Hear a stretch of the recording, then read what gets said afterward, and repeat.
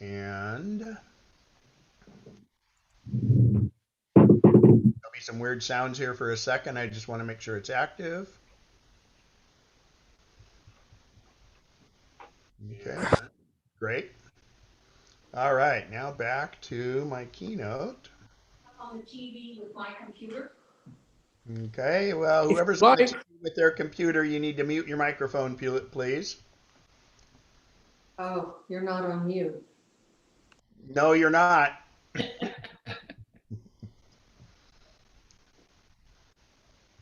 Is that okay? So I'm going to go in here and pull up.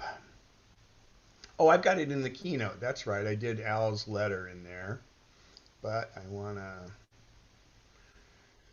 Okay. So, Al Tribbett is not here tonight because not only is his power out, he had a tree issue at his house and a few other things. So he's not with us. Let me do this. I got to get this stupid thing out of the way so I can see. All right. So I'm going to go through these things one by one, and then a link to this, because it has links in here, I will put in the chat. Oh, actually, better than that, I have put it, well, yeah. So I have a link to this whole document in the chat, and all the links are clickable. So the first one is a study about the fact that Apple Watch may be able to, the 6 maybe help with COVID symptoms because it does the oxygen sensor. So they're working on that, and I think that's really pretty darn neat and could be good going towards the future. So, and the other thing is, those of you that bought an Apple device last year got the free Apple TV Plus. They extended that, and you get access up until July 2021.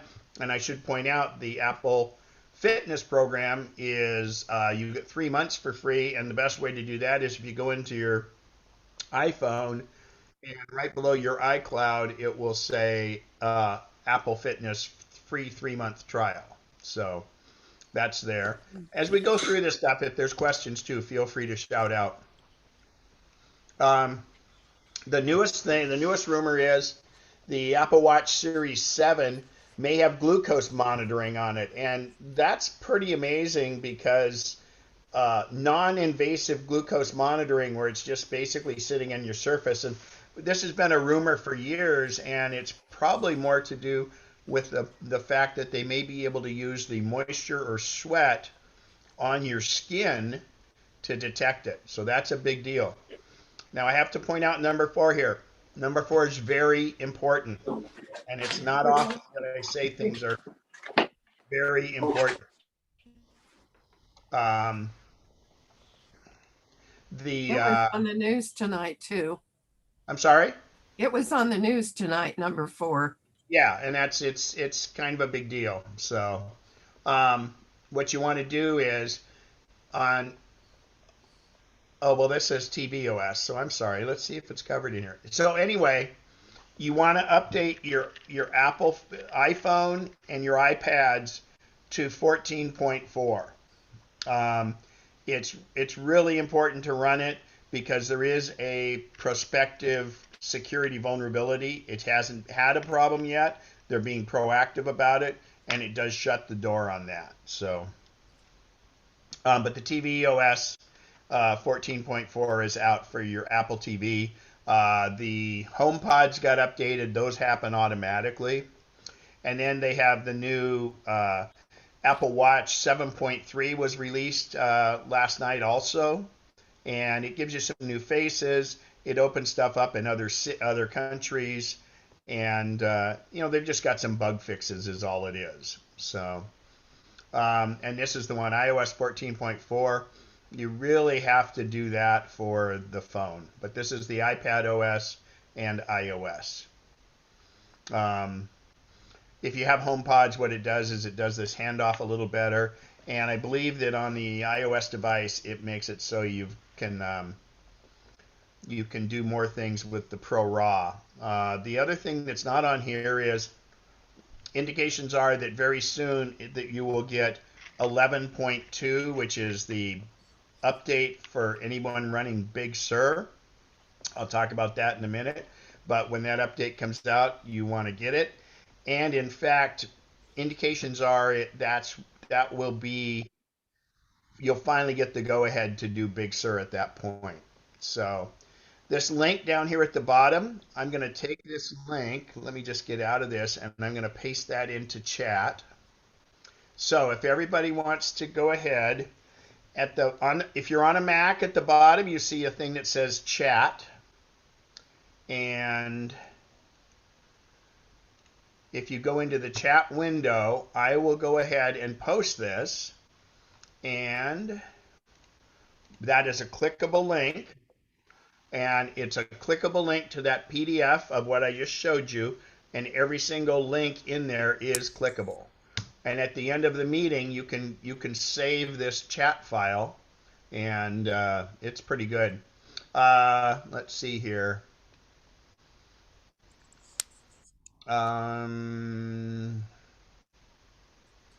Joellen, talk to me about that. That could work. Dale says the Walk Time Fitness Plus update is pretty good, so I'll take your credit for that. I haven't embarked on it yet because I'm just getting ready to travel for a couple weeks in my car, not on an airplane, and so I'm putting that off to try the trial after that. I'll need it after a vacation. So the other thing is, oh God, this is supposed to say Big Sur. I'm sorry, I took an old slide. But anyway, definitely don't do Catalina, and for the time being, don't do Big Sur. I absolutely apologize for that. That's a fail on my point. But Big Sur seems to be running better than Catalina was, and I think that's great. So I would say hold off a little bit till we get the new update, and I think it's going to be pretty good. But I always say, unless there's some compelling reason to upgrade, don't do it, because you're in for a lot of different things that may break, that you may have to fix, different things like that. So, it's not always the best to go with the newest and the latest and greatest. Except from a security standpoint, and some of you won't be able to do it either. But I think we're getting close. But don't do Catalina, whatever you do. So actually, we're getting into the presentation, but I need to do the tech Q&A. So hang on here. Let me pull up. So I have a question. Let me unshare the screen here so we can do our group. So actually, first we have one in here. Let's see. Roy asks, migration assistant to use Time Machine with 2 users on an old dead iMac. Do I need to make the same users before I get the files via? And then it says trademark for some reason. I think he meant Time Machine, but it made it a thing. Autocorrect is horrible. I know, that's pretty good, but and it's always hard to find the logo to do trademark, and there it did it for you.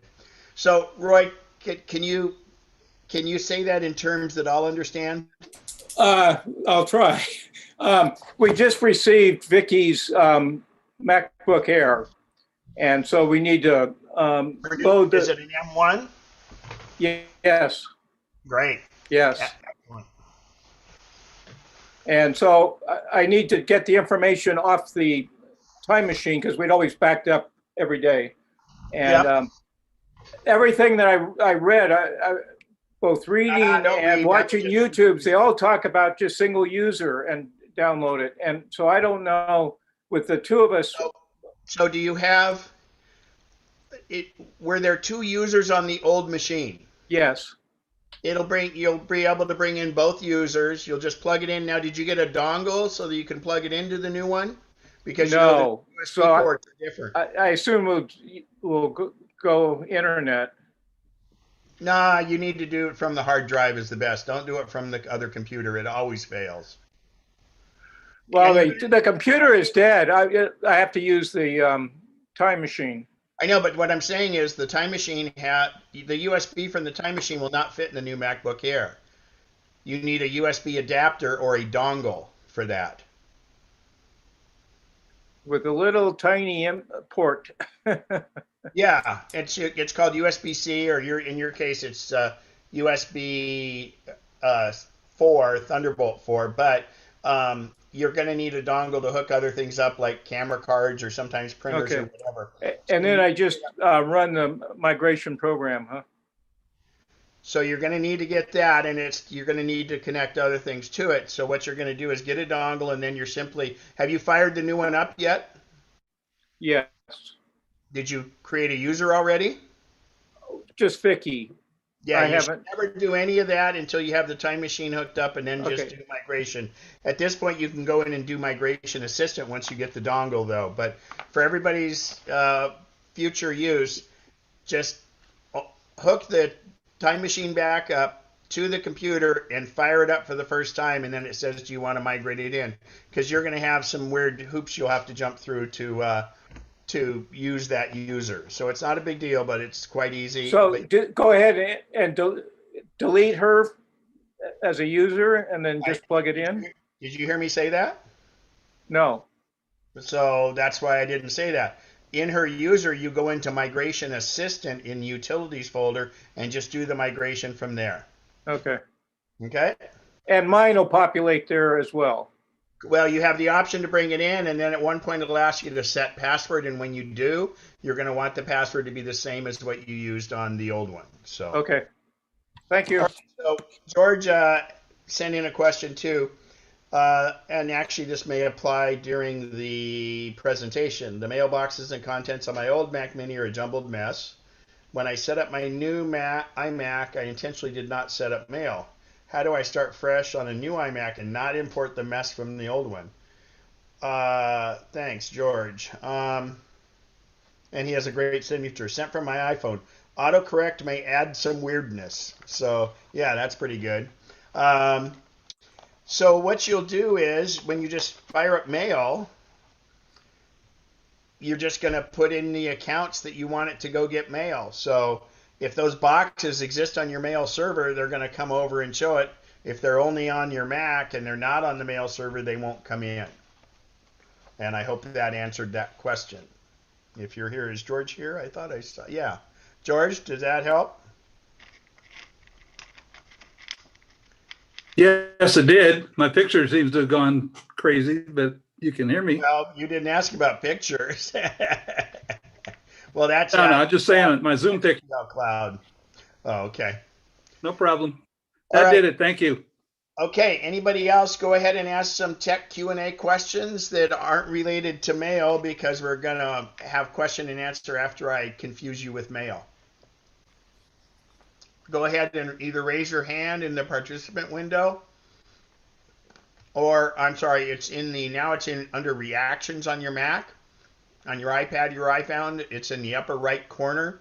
Tap the ellipsis, the 3 dots, and say raise hand, and I'll see that. Or just unmute yourself and ask a question.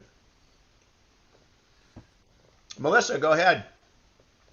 Hi, Ken. I was recently working with a friend who was trying out the cellular watch. And this was a second cellular watch, but we weren't able to confirm how to test it. It's like if I wanted to do something, because I don't have a cellular watch, I might go to Control Center and turn off cellular, or better yet, turn on airplane. No. You need to ask the question. You want to know how to test it. I want to know how to test it. So the easiest way to do it. So the Apple Watch is implicitly tied to a phone, whether you have cellular or not on the watch.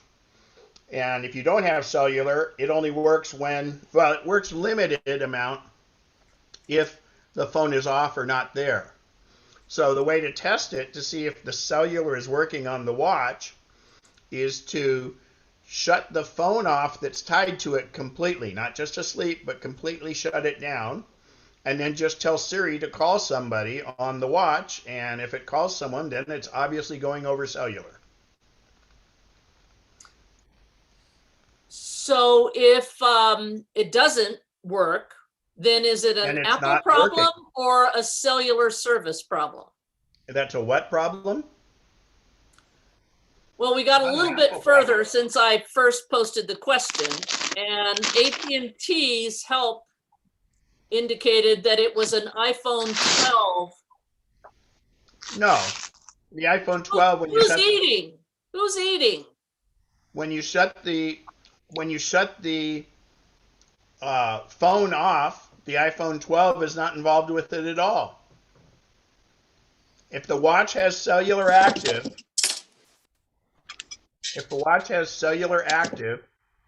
then it will go ahead and make calls, do different things. Does that make sense? Well, And your first mistake is asking AT&T. because I'm asking for somebody else, and because I don't have experience with a cellular, no, it's not helpful. So, Well, just but do I exactly what I understand how said. to, wait a minute, I understand how to troubleshoot it. So next time when we're, able to do that, we will follow your procedure. So that'll Okay, help. and it will either work or it won't work. And if it doesn't work, it's either the watch or the carrier, and more than likely it's the carrier. Okay, Okay? thank you.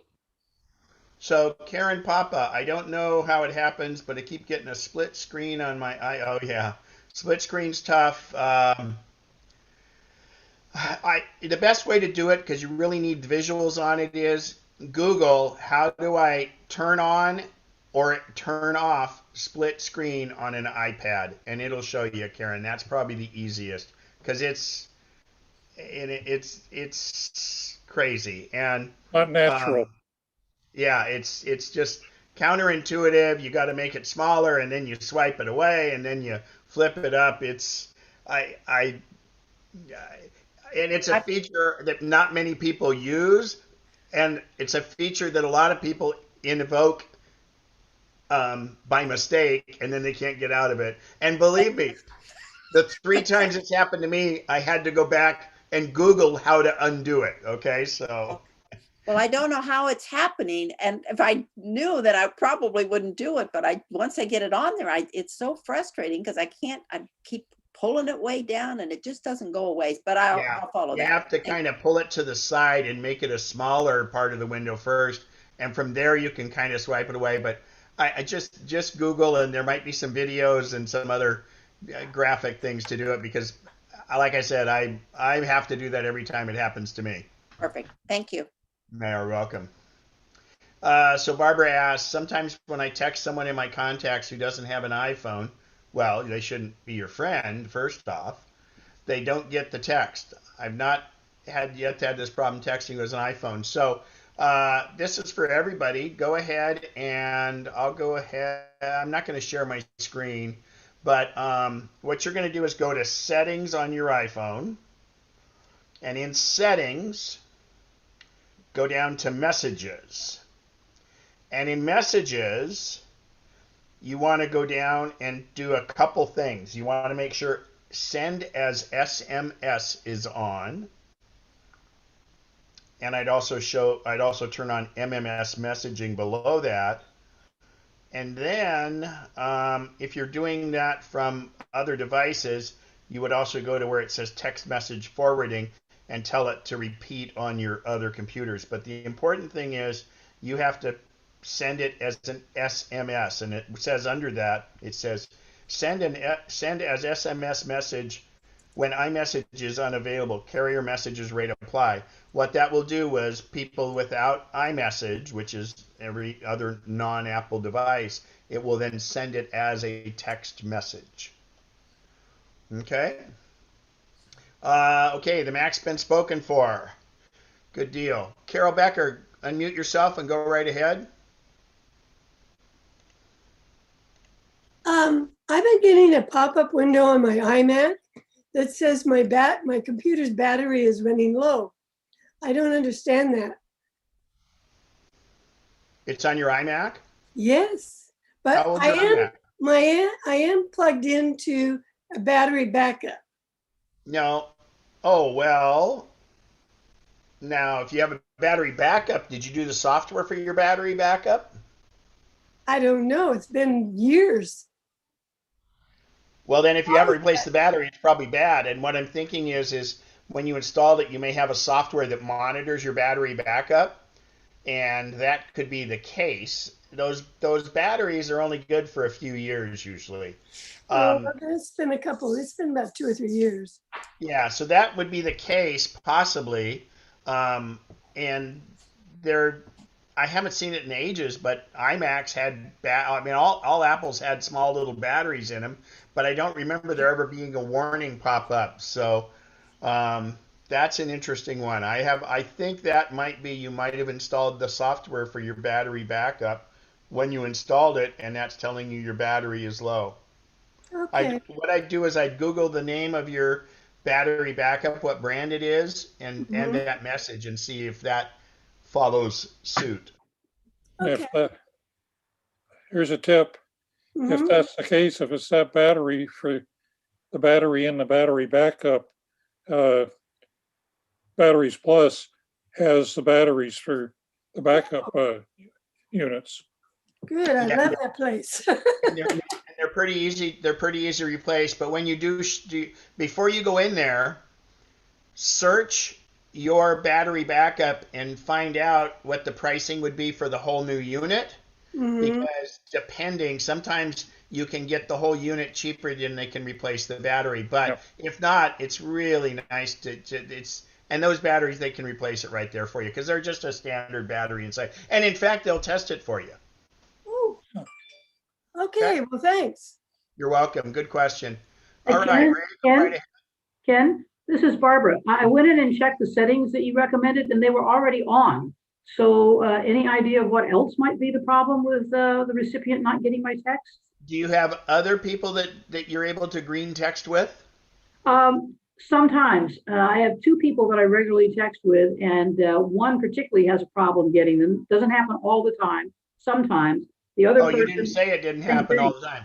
So that has to do, it could be the carrier, it could be their phone. Okay, Yeah. okay. I'll ask them to check on their end. And those people on the Android phone, just go ask them to take it to the Android store to see where they could get it fixed. Yeah, right. Yeah, they'll be looking for a long time to find the Android store. Yeah, and they won't get much help online either. Yeah, no problem. Okay, I'll try that. Thanks. You bet. Ray, go ahead. Yeah, I've got a question about AirDrop. We bought and set up a new M1 MacBook Pro for Edith, and in the process, we created a new Apple ID, so she's got her own Apple ID now.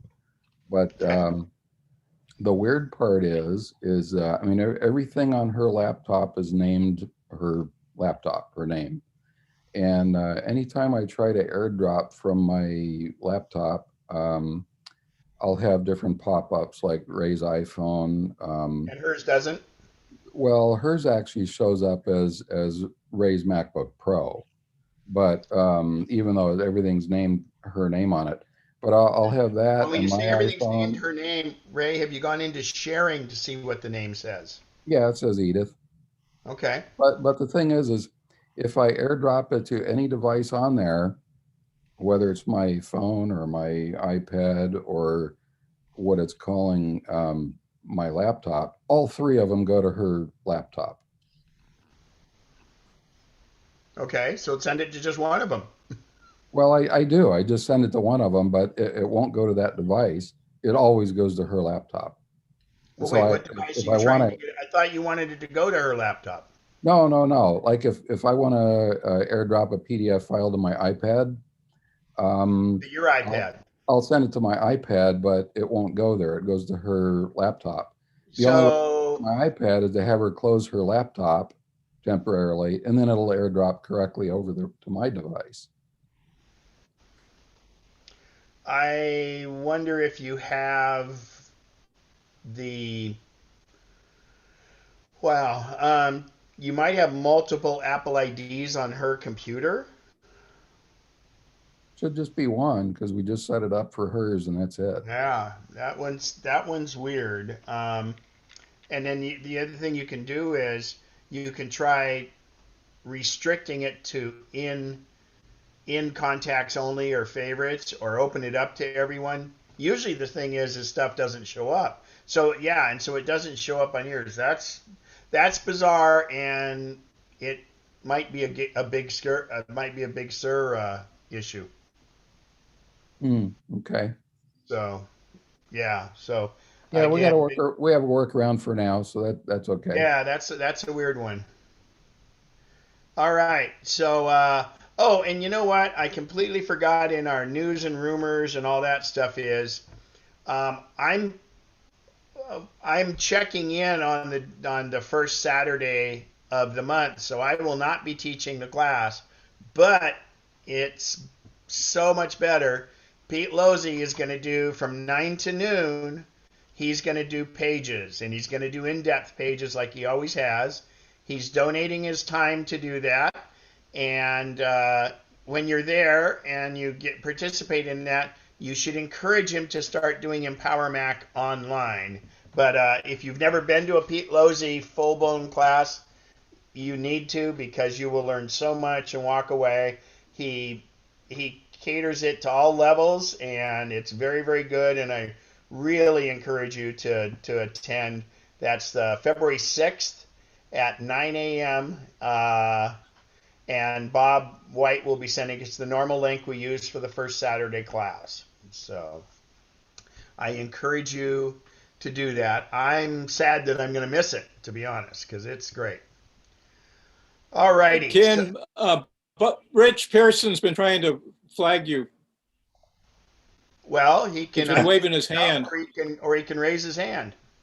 Okay. I can't physically see the hand because we have 3 pages is the problem. So Rich? my hand is raised. Here's the Okay, deal. well, but I can't see it, so you can always just unmute yourself, or you use the raise hand button. So sorry about that, but thank you, Roy. Yeah.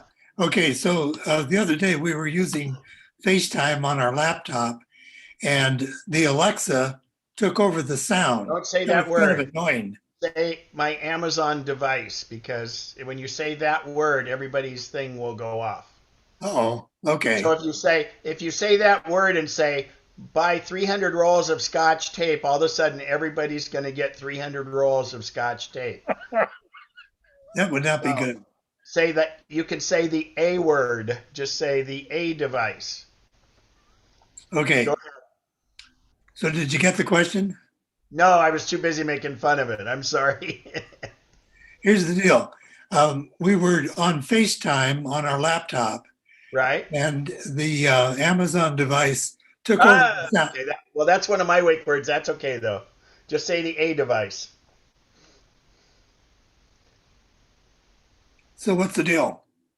So what did it do? Well, the Amazon device took over the sound from the FaceTime. We were on FaceTime with the laptop. No, I understand that. I'm trying to think. And all of this. Did you guys invoke any name to say do it or anything? And you don't have a No, not that I know of. you don't have an Apple HomePod, do you? No. Well, I don't know what it is.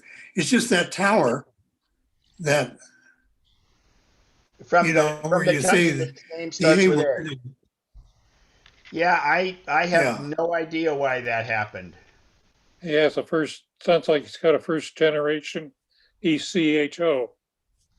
Yeah, I But spelled it out because but to one of tie mine it into named that. FaceTime, I almost wonder one thing you might do is go into your Alexa app and see if there it goes.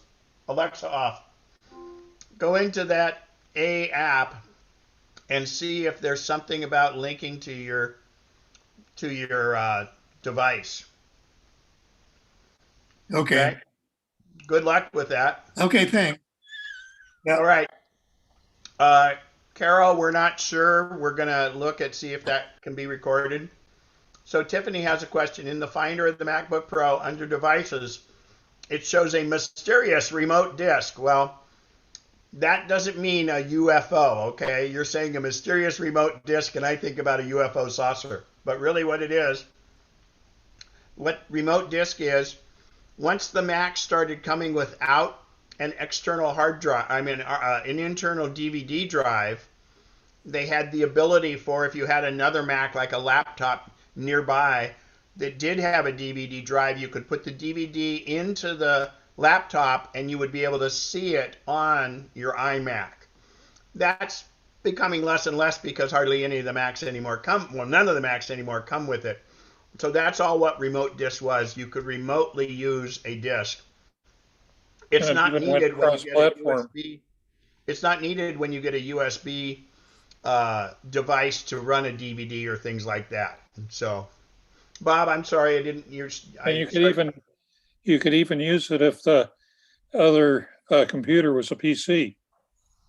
Oh, really? Even on a PC? That's Yeah, interesting. because I used to do that. Put the DVD in my wife's laptop, which is a Dell. Wow. Very nice. Cool. I used to do that also.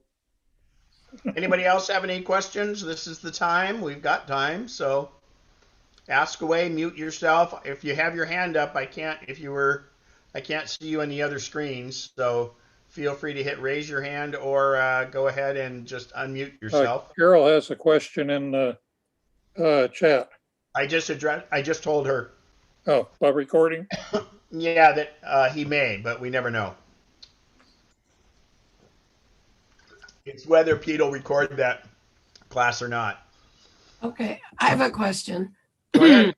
How can on inaccessibility, I've got this microphone on that will type things and I want it off and I don't see how to turn it off. On a Mac? On a Mac. Hang on, let me go check. I go to general. Yeah, you go to accessibility. I know, accessibility. And then go down to audio. Oh, nope, it's not in audio, excuse me. Under voice control, possibly? Under motor? I don't know. Does it say enable voice control and you want to have that turned off? I do.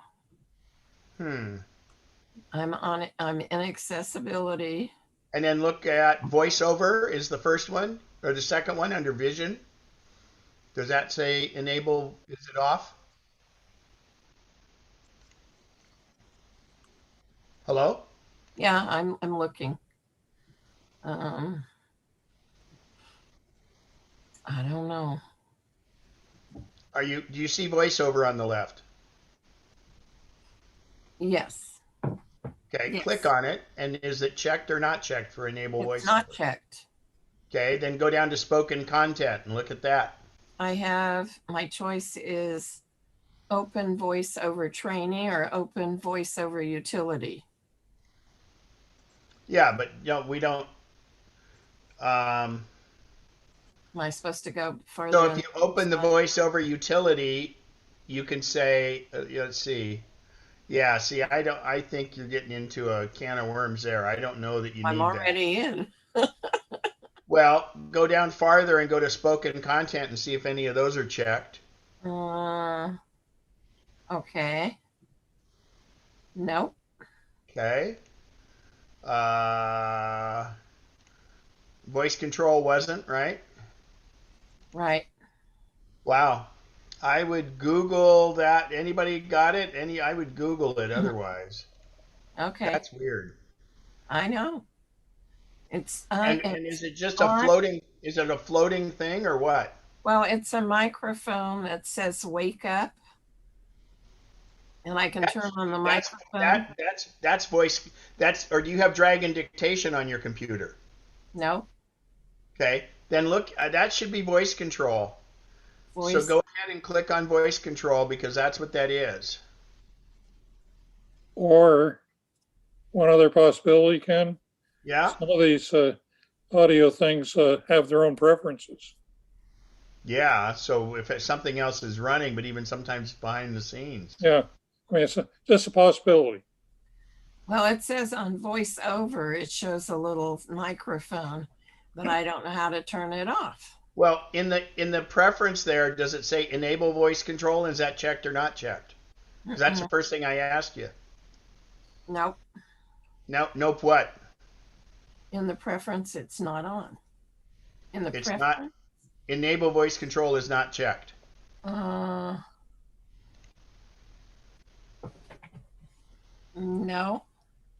Okay. I don't know. Have you go ahead? In system settings, I went to System- keyboard, and the last tab in keyboard is dictation. Yeah, but And it says go I to see a choice for shortcut, and mine happens to say off. But if I look at the choices under shortcut, I see I can activate that dictation in several ways. Well, yeah, she can try that, but that's actually that menu doesn't come up with dictation. It's a control menu. So go ahead and you could. So all the shortcut does is what's to invoke it, and it invokes it and it doesn't turn it off. You just click it to turn it off, but it would be dictating, right? And it only works if you're. It would only work whenever there's a keyboard. So that go to sleep thing is a voice control command. What operating system are you running? The bad one. You're running Catalina? Big I'm Sur? running Big Sur by mistake. Well, but that's okay. I mean, that's, I'm running it because my computer will only take it. But I went through the whole bar on there, so I don't know. I would again Google when you put it in, put Big Sur Mac, and then describe that exact menu thing that's up, because that really does sound like accessibility and voice control.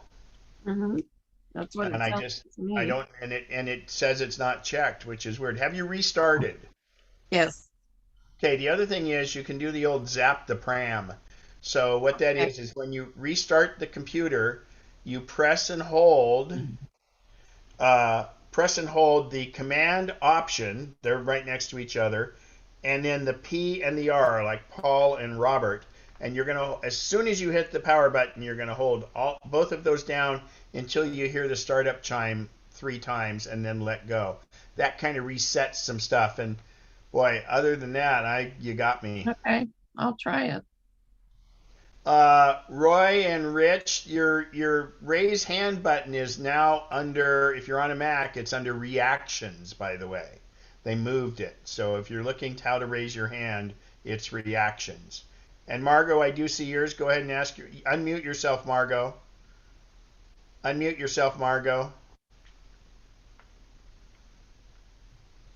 Margot, we still can't hear you. You need to unmute yourself. There you go. I have trouble with dictation too.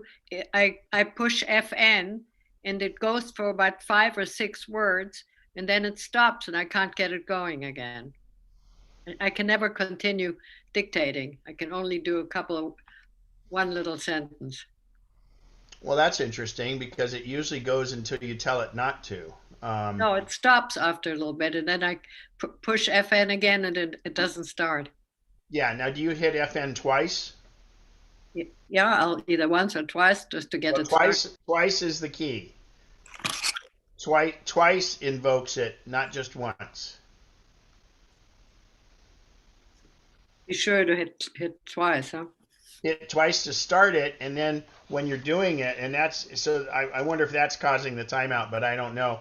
And what I would recommend is just start reading it a long sentence. Read it so you're not doing pauses, and see if it continues. The other thing is, when you go into dictation, which is where Melissa took us, turn dictation off and then turn it back on. But also you want to check about enhanced dictation. If you have it on, I would turn it off, because I find that enhanced dictation doesn't work that well. It may be getting better, but it's not that great. Okay, I'll try. Yeah, off and on and it's in the keyboard tab to Voice the right. over on. Speech off. Voice over off. Okay, who's that? That's the one with the menu, right? Whoever just had the speech be invoked, who was that? Is that the person that was having trouble with it, with the menu? Wasn't me. No, it wasn't you, Margot. It was the person I talked to right before that. I thought if I turned it off, it would go off, on, but it didn't. I mean, Okay, it's still but on. you just invoked it. It just did it. Was that when you hit the menu that came up? Yeah, I think that's how I did it to begin with, but it won't come off. Yeah. Well, just don't tap it because it's off. It's just the little bug thing there. All right, Don McBride, go right ahead. Yeah, my time machine just stopped working. It says it's starting when I start it up. I don't have it going automatically. I start it. And why don't you have it set automatically? Pardon? Why don't you have it set automatically? Because it seemed to be slowing I have an old Mac and it seemed to be slowing it down. Okay, well. I can try automatic, but anyway. No. It's So working, what's happening? It hasn't done anything and it doesn't send any message out. So it doesn't do a backup? How old's your hard drive? My internal hard drive on my Mac? No. The external time machine. The external is probably 3 years old, maybe 4. So you can use disk utility, and so when you go in there, it just says it didn't do the backup, or does it give you a failure message? No failure message. I run disk utility on it. Actually, it's a partition drive, so I just start doing it on the other partition, and it's working now. Okay. But one partition is only half full.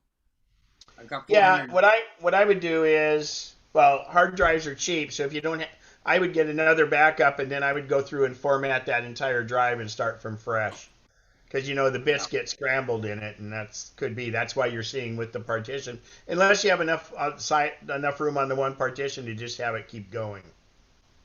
Yeah, I broke a 2 terabyte in half, and so there's enough room on the other partitions. Okay. Yeah, and then what you could do is you could delete once. You don't want to delete it too soon because you have old backups on the one. And actually, when you went to backup on the new one, did it say, do you want to use both or start a new one? It said start a new one, and it actually took a day and a half to completely. Wow. Do new backup.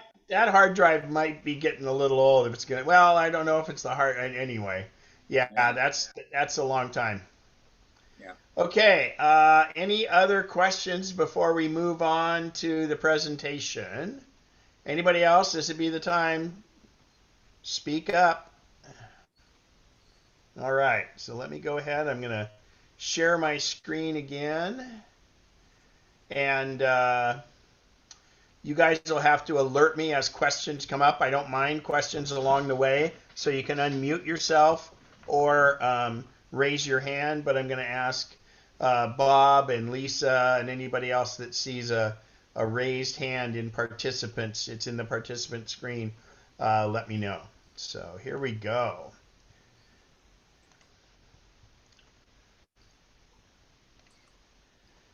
So this kind of follows with one of my sayings is you can't go forward by looking over your shoulder. So that's kind of we're still in the first month of the year and figured it might be a time to kind of clean up your mail and do things like that. So we all have more time on our hands than we anticipated. I want to do a couple things before we dive into mail. These are always fake. They're terrible.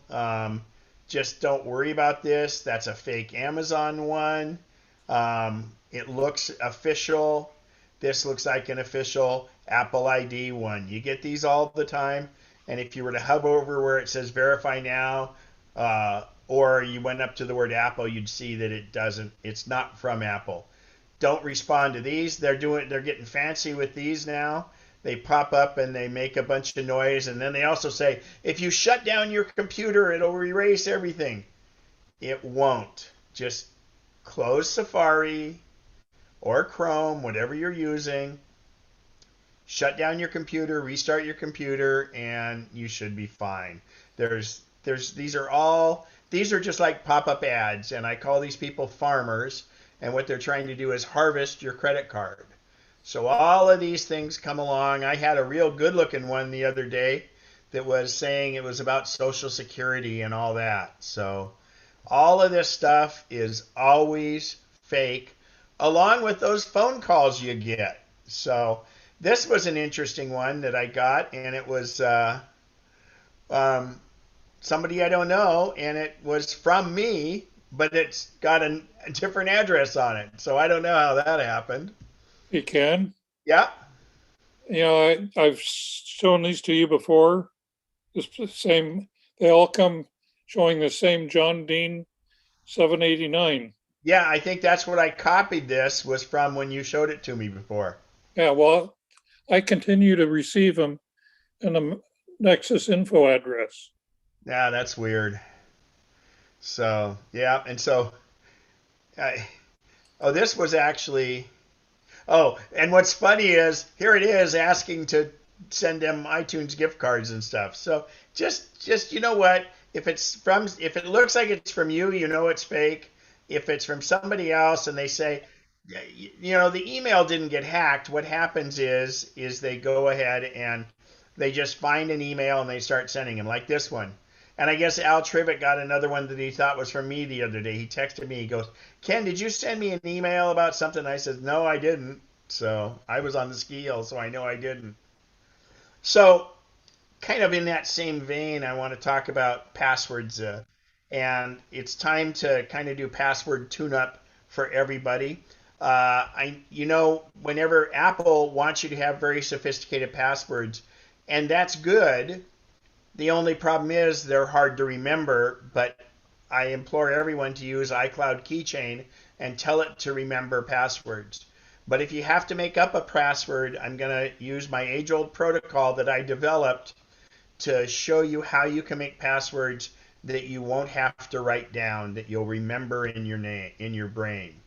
So, and of course, this is an old CRT. So now when we have LCD screens, you probably wouldn't break your foot. You'd just break your toe if you got frustrated with your passwords. And it's funny because I have a couple of clients that have gotten so frustrated with their passwords that when they change their password to something, it's actually a curse word about passwords. And so they kind of remember that, and it's pretty funny. And then, of course, this is how you feel sometimes too. It's like, this thing won't work.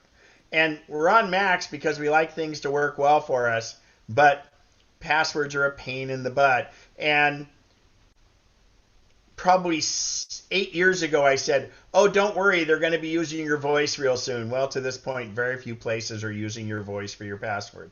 But it's coming. Luckily, of course, with Face ID now and with Touch ID, you can invoke your passwords that are stored quite easy. And that biometric is very, very good, and I really encourage you to do that. So, can I ask one of the co-hosts to click on my picture and say spotlight for everyone, please? All right, so password smash words. So here's the deal. So I recommend, what's the problem, and you can just speak up, what's the problem with using the same password everywhere? Who's got a problem with that? Tell me why. You unmute yourself. If a company that uses it gets hacked, then they have your password for everything. Yep. And so, and I'll give you an example of that. Let's say that everybody's ordering in-home food delivery, and let's say you were calling up Pizza Hut, for instance, and your username at these sites is usually your email address, and then the password you use, and let's just say your cat is called Fluffy, so you make your password be Fluffy1. Well, the delivery person, so that's Fluffy1 is your password to get into Pizza Hut, and your Gmail account is what the ID is. Well, if you do that, so sometimes some guy may look at that and they'll look and say, well, Fluffy1's their password. And then they'll go, well, I wonder if Fluffy1 is also their Gmail password, and here's their Gmail address. Let's go check. And so if they go check that, obviously they had to have access to your password, but I'm sure Pizza Hut's data is not that secure. if it was at the store. Obviously, if it's on Pizza Hut International, it's probably a little better. But the idea is that they could go in, and then if you have the same password for your email, they could go in and immediately they would change your password so you would never be able to get in your email. And then they could go through and then go to, say, whatever, they see an email came from Wells Fargo. So then they go to Wells Fargo and they try the same fluffy one login and all this other stuff. Your email is the key to the kingdom, so you have to protect it. Now, I encourage everyone that does not have it on to definitely do what's called two-factor authentication. So if the guy at Pizza Hut was able to try get into your Gmail account, they would send you a message saying someone's trying to sign in, and if it's you, go ahead and do this, and we'll give you the 6-digit code to sign in. Well, it comes to your phone or it comes to some other trusted device, not necessarily that guy's computer that's sitting in the basement of his parents' house that's trying to hack in and get there. He would never get that two-factor, so therefore they couldn't get in. So you want to turn on what's called two-factor authentication for Gmail and for your financial institutions and things like that. And two-factor is a bit of a pain, but it really does help. So along in that vein, I'm saying in this case we're not going to use fluffy one. We're going to say MacNexus one is everywhere. And I'm going to tell you to use the same password everywhere. And that same password is MacNexus 1. Now, I'm not encouraging you to use MacNexus 1, and in fact, this is not the most secure, but I would venture to guess this is more secure than 90% of the people that use this existing passwords, because you use so many new ones. And if you use this protocol, you won't have to write your passwords down, because that base phrase, fluffy one, the name of your street, your dog's name, whatever, in this case, MacNexus 1 stays the same. And while I said use this everywhere, you make a little change. You put 2 letters in front of MacNexus 1, and you make the first letter be a capital, and then a lowercase letter, and then type MacNexus 1. So in this case, it would look like that. Now, part of the reason I say put the number at the end and put the capital letter in the front is when you think about using your iPhone, for instance. When you start typing, it usually capitalizes the first letter, and most passwords require at least one capital letter. So it's capital letter, then the keyboard already goes to lowercase. You type the rest of the lowercase numbers, and then on the iPhone, you have to flip it around the keyboard to get to numbers. So then you use a number, okay? So that is, it makes it easier to enter it on your iPhone.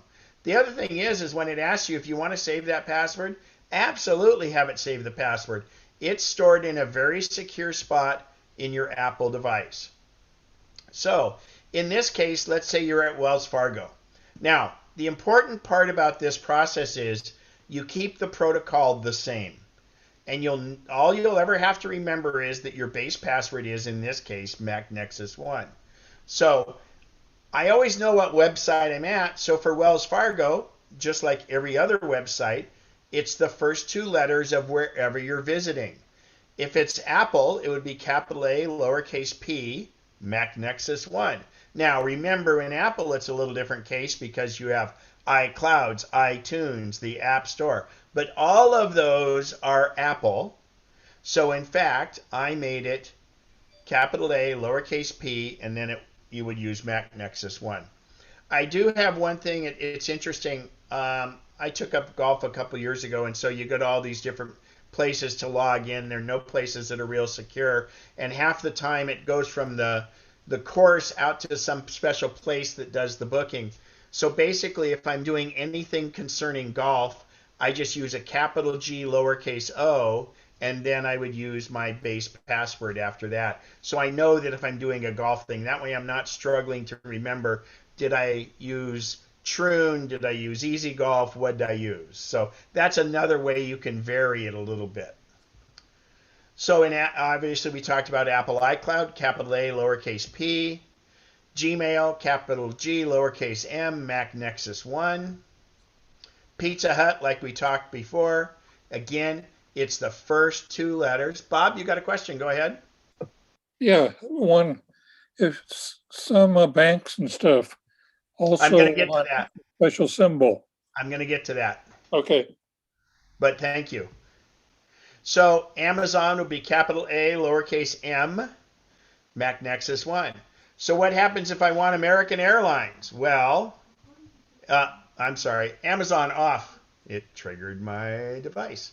So American Express is the same as Amazon. So that's a little flaw in the system, but not really. It's okay if it repeats in a couple little things like that. So I would just say go ahead and just leave it. And then for more secure spots like your bank and places like that, oh, it's not on this slide, I'm sorry. I really encourage you to put at the very end a special character. And there's only 3 special characters you should use. First of all, you can use an exclamation mark, a $, or a question mark. A lot of people like to use the number sign or a hashtag, but the problem is on your iPhone, you have to flip to a whole nother keyboard on your iPhone to get to that. So you make it easy. On your number screen is a question mark, an exclamation mark, or a $. The other thing you don't want to use is a period because you're not sure if you're just writing it and put a period at the end. Now, if you do need to write these passwords down, you need to do a couple things. You need to underline every capital letter because many of us write in capitals and things like that. That way when you go to put the password in, you'll remember that it was an underline. And then when you write it down, at the very end, if you've put that password in just recently, you put the date. Because this way, when you go back on your sheet, and you might have 4 different versions of a password for, say, Wells Fargo. When you look at the date, you'll know which one is the most current. Okay, so any questions on this password protocol? Go ahead and either raise your hand or unmute yourself. This is a very simple way. Yes, there's more secure ways to do it. I encourage you for more security, you use at least one special character. Anybody else? Any questions? Oh, here we go. Might have some questions in chat.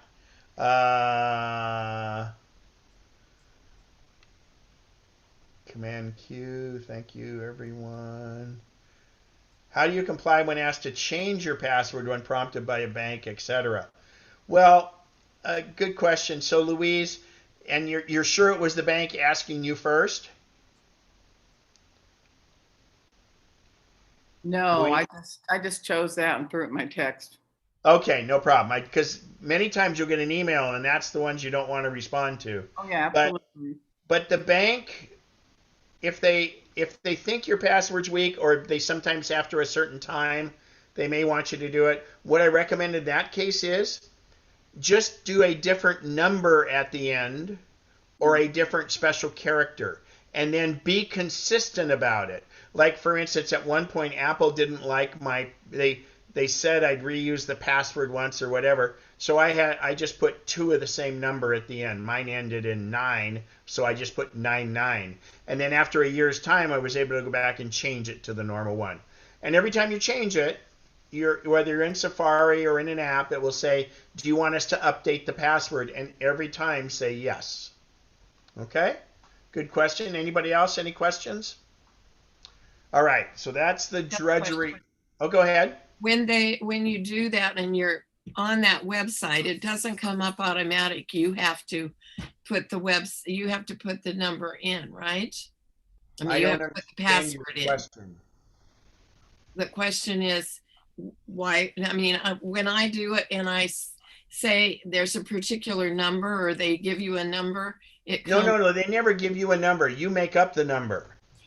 No, that's for the password. The password doesn't come up automatically from your keychain. Oh, in a bank site?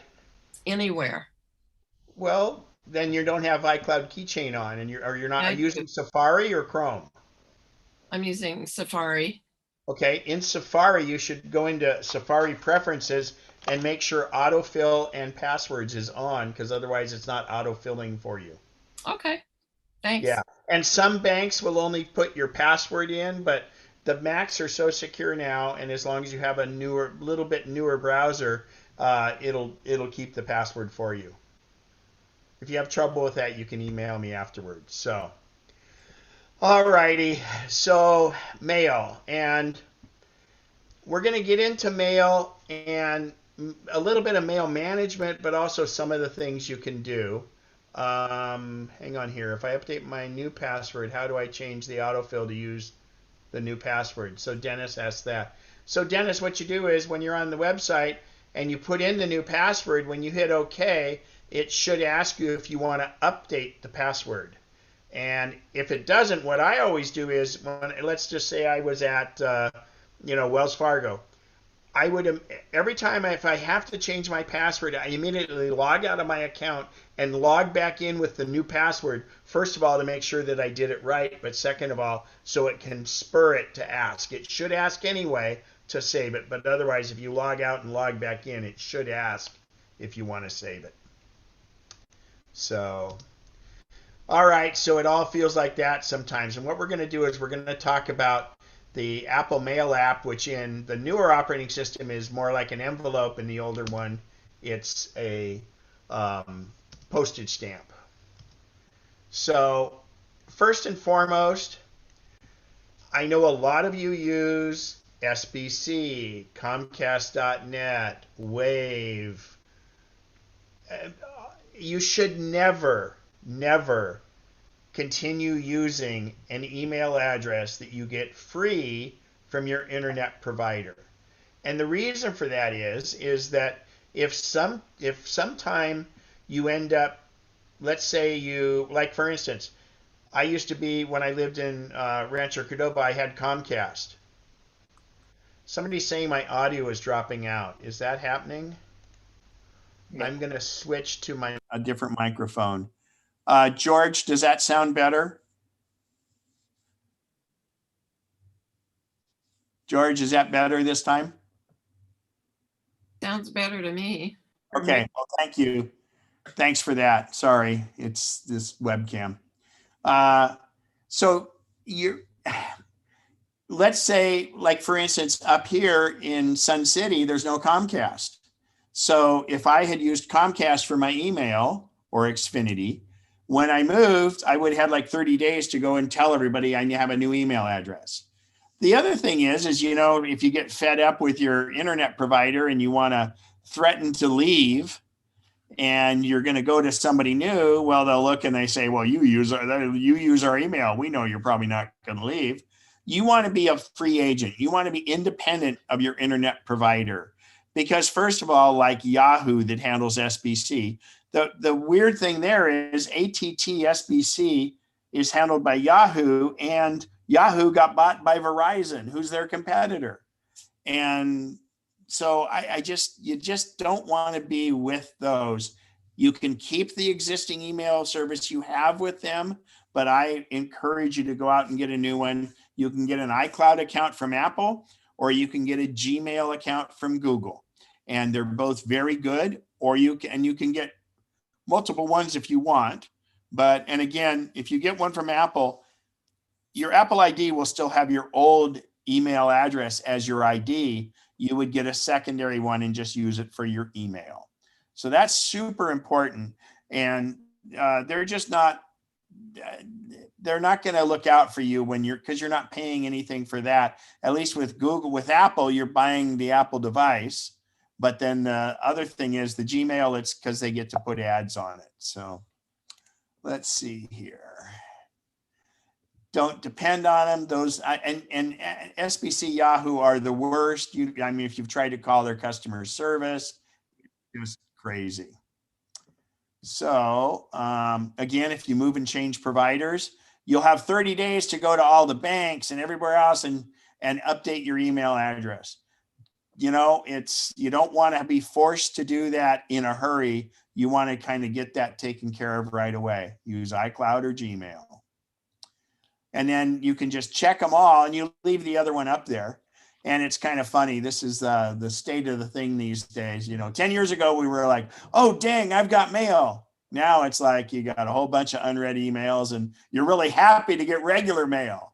And the other thing that happens is many people take offense to getting spam. And while spam's no good, many people, it's a personal affront. But then I ask them, I go, well, when you go to your mailbox and you get all this real live spam through the mail service, do you feel personally encroached on, or you just hate that you have to throw it away?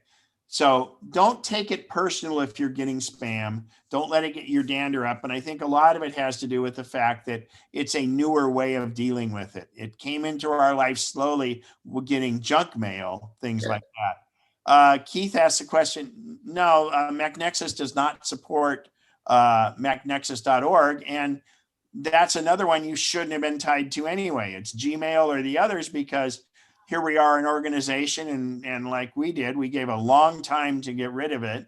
But you want to go with people that really handle it and do a good job with it. Doug asks if is there a disadvantage to using AOL? Well, AOL is interesting. It's pretty good mail. It's now also owned by Verizon, so I don't like that. I would say that, like I said, I'm not going to endorse it. I would say you shouldn't use it. You should use iCloud or Gmail. I just really believe so.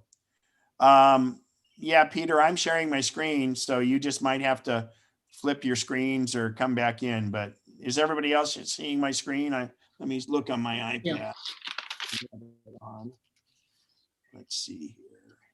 Yep, it's in screen sharing, so it's yours. Oh, and Doug is asking for a friend. Okay. Yeah.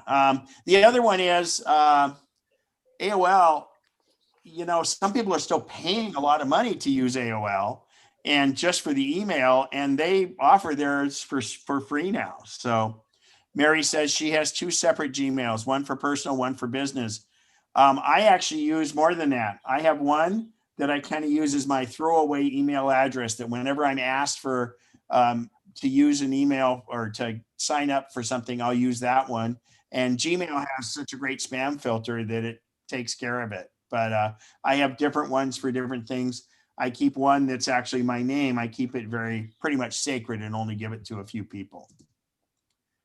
All right, so Apple Mail. Now, Apple Mail is a program, not to be confused with iCloud Mail. So the reason you want to use Apple Mail instead of using Safari to go check your mail is it integrates with everything. For instance, if I want to email a photo or email a website or do anything like that, it's tied in. So if I say in Safari, I say email this page to someone, it's going to fire it up in Apple Mail and going to send it. If I'm in Photos and I want to send 3 photos, I can fire up Apple Mail. Or excuse me, I just say send by email, and if I have Apple Mail configured, boom, it'll go right there. Another feature, because a lot of people will send a lot of photos or even a video, Apple Mail uses a thing called, boy, now why can't I think of the name? Well, what it does is if the file is too big to send as an email, it actually sends it as a link, because your email is limited. You should always limit your email to 10 megabytes. Some emails support up to 50 megabytes, some 20, but if you send an email that only has 10 megabytes, you're sure the other person gets it. Because while your email service may support sending a large file, their end might not, and you'll never know that it didn't get there because they don't know the mail they don't get. Also, there's really easy unsubscribe. So it notices if you're on a mailing list, you can punch unsubscribe on there. Data detectors, which I'm going to show you in a little bit when I go live. How can you tell if you are or aren't using Apple Mail, Mary? If you use the postage stamp on a Mac or an envelope on your iPad, you're using Apple Mail. Apple Mail is just a way of checking the mail that you have. It's what they call a mail client. Cheryl, why do I see a triangle next to my email address and some other mailboxes? that triangle usually means for some reason it's not connecting. So the other thing is Apple Mail connects and utilizes everything in contacts and calendars, which I'll show you. And let's see, come on, there we go. So I know we're kind of in this thing here. It always happens. It's almost bedtime, so I'll check my email, Twitter, Instagram, Facebook, and watch a season of my favorite show on Netflix just real quick, right? And then you don't go to sleep. I'm sorry. Yeah, Dale, that feature is Mail Drop. I don't know why I wasn't thinking of that name very much. That allows you to put a larger email message to someone, and it actually stores it temporarily on your iCloud account, on your iCloud, and then they can download it. And that won't work if you're just using Safari or some other mail service. So at this point, I take the biggest risk in show business, and I'm going to go live to mail. Now my mail will look a little different because I am using, I'm on Big Sur because I have an M1, a new MacBook Pro, and they're pretty cool. So first thing I want to do is I'm going to just create a new message up here, and I'm going to actually send it to myself because I obviously don't get enough email. And let's see here. Party. So I'm going to say party. Let's see. 1/28/21, 10. We'll make it early. It's a party at 6 a.m. Okay. And the address is 1960 Briar Cliff Lane, Lincoln.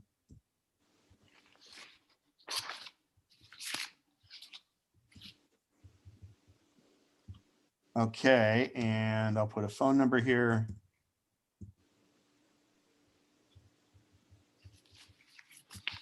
Okay, so I'm going to send that to myself. Oh, I'm going to put on here too. The password to get in is, let's use MacNexus 1.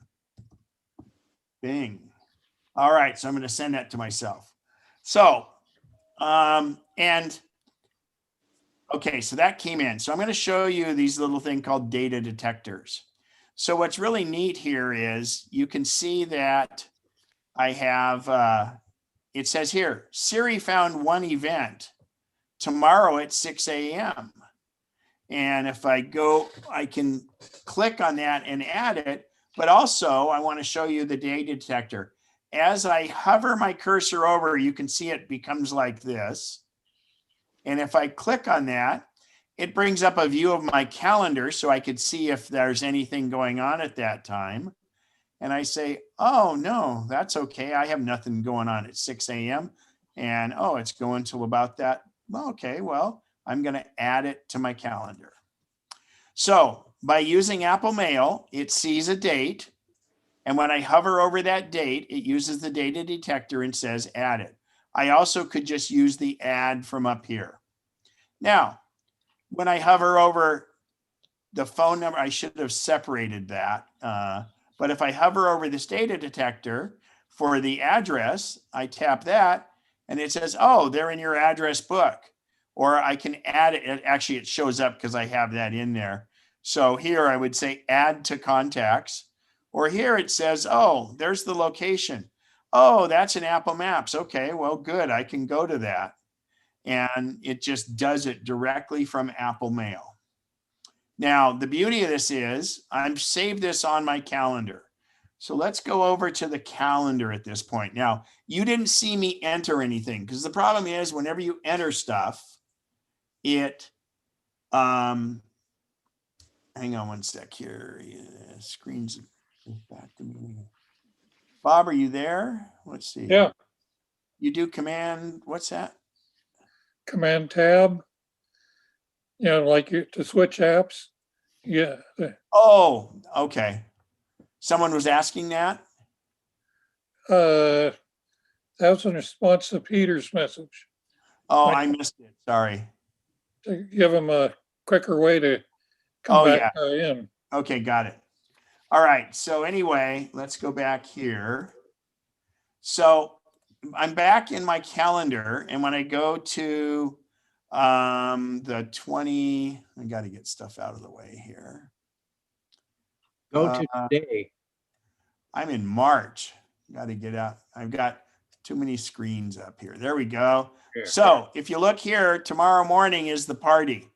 So if I click on party, sorry, double click on party, because I made that from an email, and let's say this is a party that's coming up 3 months from now. Well, you forgot what the password is. So you get there, you're on your calendar, and you click here and you say show in mail. And sure enough, it brings up the mail from your mail program. And look there, it says the password is MacNexus 1. So again, the round trip was highlighting this, doing this, saying add to calendar. And then by doing that, all this direction, all this information was in the event in my calendar. And so you can see it even shows up with the address and everything else. So adding contacts is the same way, because every time you try to enter that stuff manually, it's just, you're going to transpose, you're going to do errors and things like that. So that's another integration of Apple Mail. Now, I'm going to go in composing a message here. One thing that's really important, when Apple ships mail, when I say new message, the BCC column is not here. So you used to have to click up here, and you still do. And normally it would not have a BCC. So in this case, you come up here and say BCC. That will always be there. Every time you open a new message from that point forward, it will have BCC. And let's talk about CC and BCC. So when you send an email to a group, it's best protocol to send it BCC, because we've all gotten those emails where you see 95 other people's email addresses on the email. And that's terrible, because that's how spammers get your email address. You don't need the reply. I remember there's a business that used to send stuff, and I could go through and see who else they were communicating with. And it was as a sales rep, it was a competitive advantage to know that. So in BCC, what that is, it's considered blind carbon copy, which means no one sees anybody else's address. So I could have 15 people in here, and everybody thinks they get the email directed only to them. And when they reply, they simply reply back to me. Now, many people are under the misconception that if you put it in BCC, you still have to put something in to, and you do not. Each one of these three can work independently. So BCC would be blind carbon copy. Let's say you have a list of jokes you send out to people. So let's do it a little bit different. Let's say that you're sending an email, let's say pretend like we could still get together and do dinners and things like that. So you have a group and you're trying to do a potluck dinner. So you send this email out to 12 people. Well, you want them to be able to interact, and you want everybody to respond the right way. So if you put it in carbon CC, which means carbon copy, that means everybody sees everybody else's email address. And the beauty with that is, for instance, in this case with a potluck dinner, they send that email to me. I instantly get on there because I can cook a salad, I'll tell you. And so I immediately reply, I'll bring the salad. And I reply to everyone so that then they know that, okay, salad's been taken care of, then somebody else goes for the appetizer and things like that. So another thing, when I used to play roller hockey, I'd send the email out to the team, okay, who's showing up for next week's game? And then people would reply to everybody, so then you know who's showing up. So that's a case where CC works rather than BCC. And again, blind carbon copy means it's only going to those people. They don't see anyone else on it. And again, you do not need a to. The traditional way of doing the to in the CCC was in a business environment where, for instance, you would send it to an executive and then you would also send a copy to the executive assistant. And that's what the to and the copy is. So they don't have to go with each other. Always put in a subject. And then the other thing I can say, and I think people have gotten so much better at this now because we're so inundated with so much information, is keep it short, keep it sweet. And remember, you're doing the other person a service by being quick and concise and short, because nobody I know complains about not getting enough email. So in fact, keeping it short is good for you and good for them. And what I like to do is, if I get an email from someone that gives me like 5 questions or whatever, I'll go in and I'll go into the reply and I'll put the answer after each question in the body of it and send it that way. And in fact, I'll make it a different color. Let me see if I can find an email that might work for that. So here's one from a friend of mine. So here's one he sent me. So I'll hit reply. And he only asked one question on here is, and I think he must have, so Eero has a security subscription. Do I want to do that? So when I hit reply, what I could do here is I would say, no, not needed. And then what I do though is, so it stands out, I highlight it. Don't get really fancy with your fonts, but just give it a different color so it stands out, so that when he gets this now, it shows. So I do my responses in a different color and I put them right in the body of the email after it, if they have a bunch of questions. Otherwise, I just type the response to it. Don't get fancy with your fonts on email. Color is fine, bold is okay. Some people's email clients can't even read that. They might not do it as a color, but the whole idea is if you do all these fancy fonts and they don't have that font, they won't know it. And email is the lowest common denominator. So just go ahead and I'm gonna don't save. Let's see here, I have a question. In my Apple Mail, the right inbox is a quote with a line indicating that under inbox, there's my Gmail with a number of emails, SureWest email. Oh, so that's, you probably have this little caret right here, which shows you inboxes. Bev? Yes, yeah, and it's the tilde, not a line. It's a tilde or it's a caret like this? Well, there's the caret like that on the inbox, then the and following inbox is a circle with a tilde in it. And then the 3 email accounts I have, the Gmail one. Tilde on each one? All but the SureWest. The SureWest has the caret to the right. What happens when you hit the tilde? Are they offline?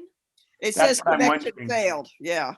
Yeah, I think that they're offline. So you click that and you say, take it online, or you can go up here and say on mailboxes, see, you would say, take all accounts online. Okay, so for some reason they're either their server's off. So what happens with mail is, especially with like power outages like this and things, your email is trying to always get to the server. And if it can't, it says, okay, I give up. And then it takes that mailbox offline. So it's not wasting a lot of computer energy. So, which it's not really that, but it's just trying to save you from it.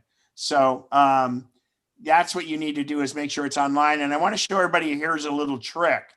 If you go across to mail to the word window and come down to Connection Doctor, and when you click Connection Doctor, this will show you all your accounts, and you can see mine are all green. So they'll be green or yellow, I believe, and it'll tell you if it doesn't connect. And so you can see, and by the way, so like in this case, my iCloud account is SMTP and IMAP. IMAP is the incoming mail. SMTP is the outgoing mail. Okay. And sometimes it'll list just one, and don't worry about it. And down here at the bottom where it says log connection activity, please do not check that. All of a sudden, your computer could use up to 100 gigabytes. So that should not be checked. If it is checked, you can have me come in and turn that off and go find where all that is, because it'll free up space on your hard drive. But you do not want connection logging on. Ken, Okay. which window was that under? So you named it right. It's up under the word window. Up under the name window? Okay. Come down to Connection Doctor. Okay. The other one you can do if you're doing a lot and you're just not sure what's up, if you hit activity, it'll give you here what's up. So I'm going to really quick just say get mail. And then you see here it's checking for mail. It gives you a little dialogue. So those are both up in window. You have activity and Connection Doctor. Okay. And it's being slow, but that's okay. I don't know. Yeah. All right, let me go back to some of the mails here. Bev, we took care of yours. Carolyn likes the reply to feature. I forward emails to large organizations, right? Be really careful when you send email out, depending on who your mail provider is. I tell people to keep it less than 25 is the safest. Bob, I think you said it's 50, or it works for 50 for Gmail. I just don't like to risk it. So I say keep it below 25. If you have a group of 70 people, split it into 3 groups, because you don't want to be tagged as a spammer by the email services out there.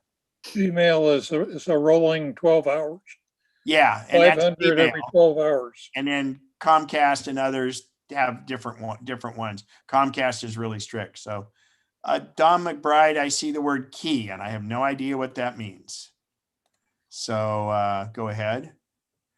And Louise Brown, sorry, why does my email? Okay, go ahead, Don. I typed something by mistake. I don't know what that is. Okay, good excuse. Why does my email pop up during a Zoom meeting at will? So that has to do with your notifications probably. And what I do, and in fact, if any of you ever lead a Zoom meeting, you should always go up and turn on Do Not Disturb. So Ray, well, CCI is doing a major upgrade to the email. Well, who cares? Get rid of them. Stop using them. At some point, if Bob and Joe's internet comes along, well, like T-Mobile is starting to roll out home internet. If Bob and Joe's internet comes along for 1/5 of the price and 10 times the speed, you're going to want to go to it. So I do not recommend using any internet provider's email. End of story. You can do it if you want, but I don't recommend it. Can you add accent marks? Barbara, if that's for for different languages, yeah, you can do that if you want to. But again, slowest common denominator, you're just trying to get a message out. So I thought there might be a way to do it once for someone's name that you use a lot of different times, so you wouldn't have to. Well, you can find out what the key combos are for it. Basically, like if it's senior, if you double tap the N, it comes up and lets you do it. So you want to search for the key combos on that. Sorry, George, you're losing my audio. Lane and the other one has your hand up. I'll be with you in a sec. I'm doing the ones in chat right now. Good. Audio is okay for Dale. Audio crystal clear. Yeah. Okay.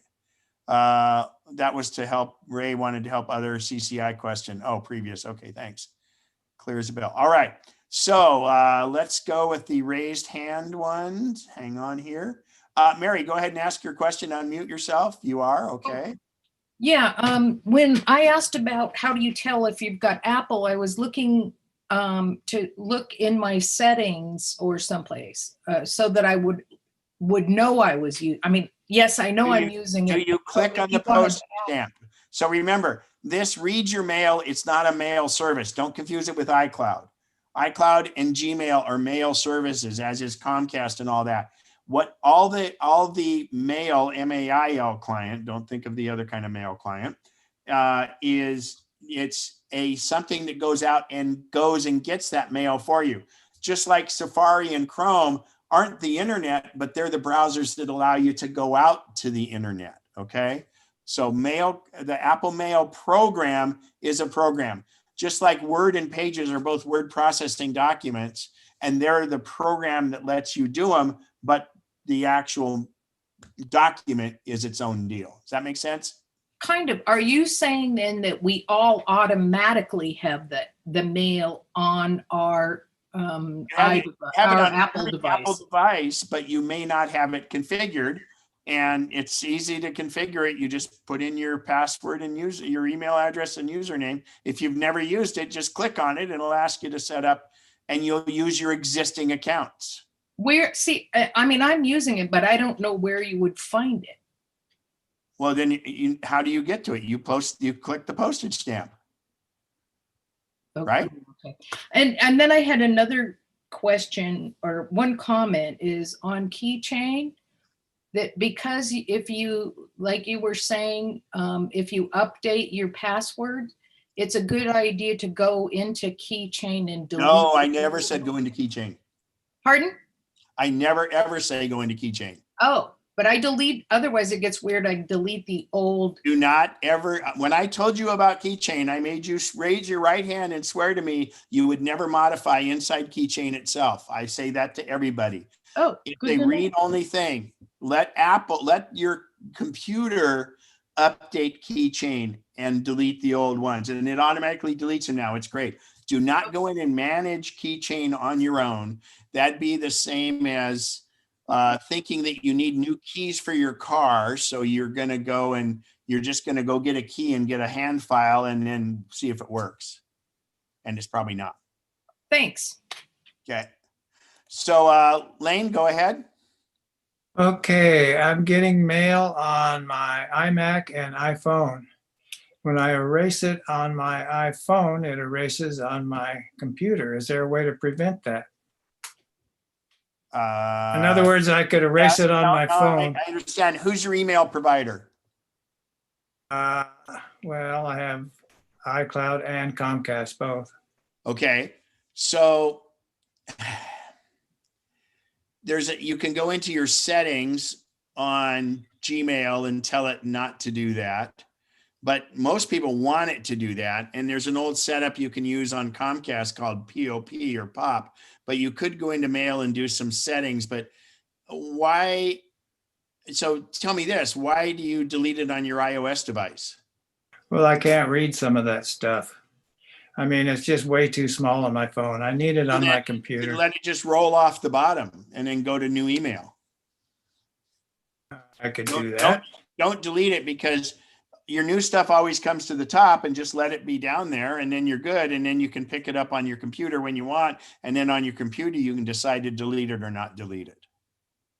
Okay, I'll try that. Thank you. Yeah, because on the device, it doesn't take up any room on your device. And obviously the new mail will go on top of it. So, and especially if you're like me, if you look up in this upper corner where I have 348,503 messages, why delete them?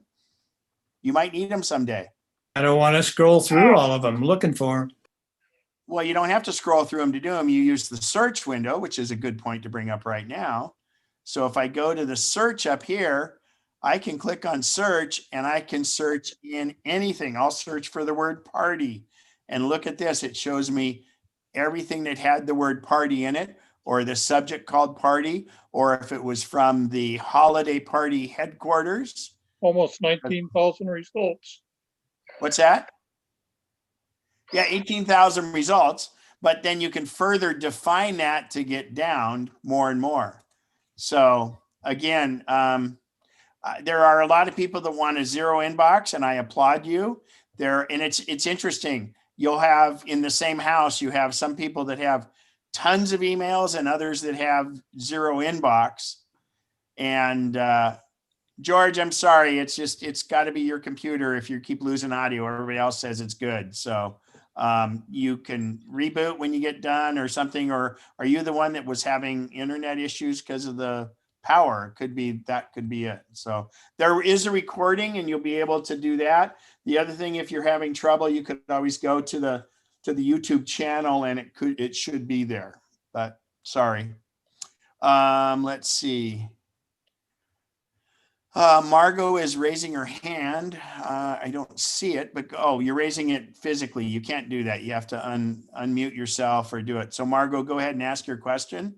My blind, BCC has vanished. How do I get it on again? So go back in to create a new message.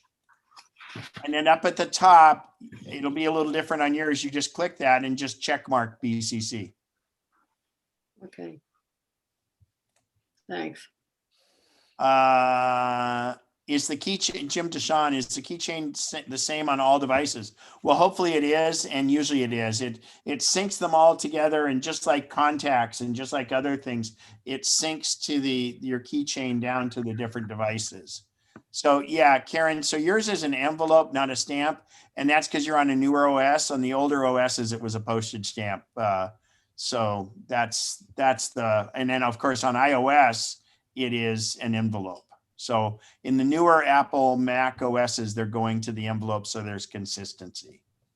So is there a way to have text in the sidebar of Mail program appear bigger so I can read more easily? So, if you're having trouble reading it, what you should do is, and this is a great point. So everybody, it's hard to change fonts and display in Mail, and you can mess it all up if you do. So go to System Preferences, because you're having trouble reading that. You're probably having trouble reading other things. So you go to System Preferences and go to Display. And at this point, yours probably says best for your computer. And what you do is you tap the scaled button. And I don't want to do it now because you're looking at my screen. You can change your text sizing on here. So you turn scaled on in display and then adjust if you want. But remember, if you go really big, you start running out of screen real estate and you start scrolling around. So that's what you would do to fix that. All right, let's see. I've got a few other questions coming in. How can I direct different kinds of email to different boxes or folders? So what happens is, so this is your mail management kind of thing.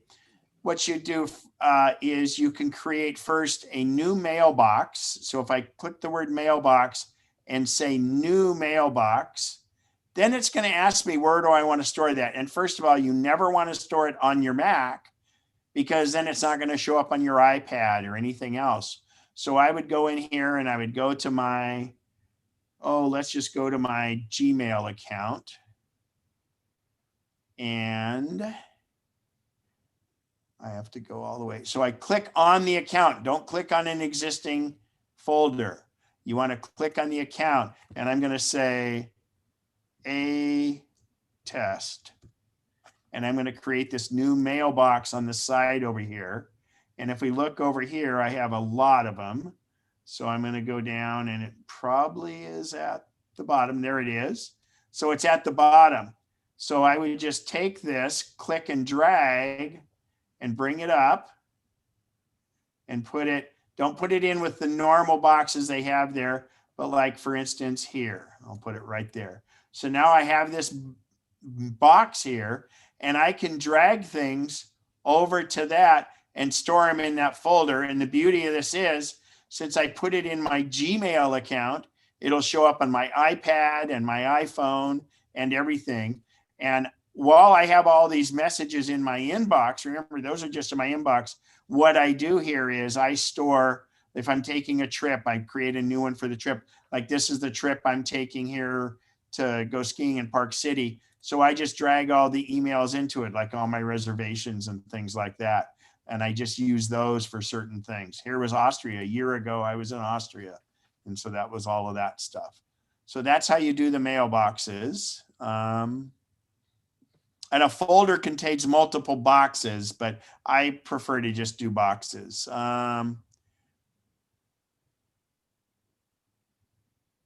Ray, okay. And then Tiffany, it looks like all my incoming mails are not only in my inbox, but also in archive.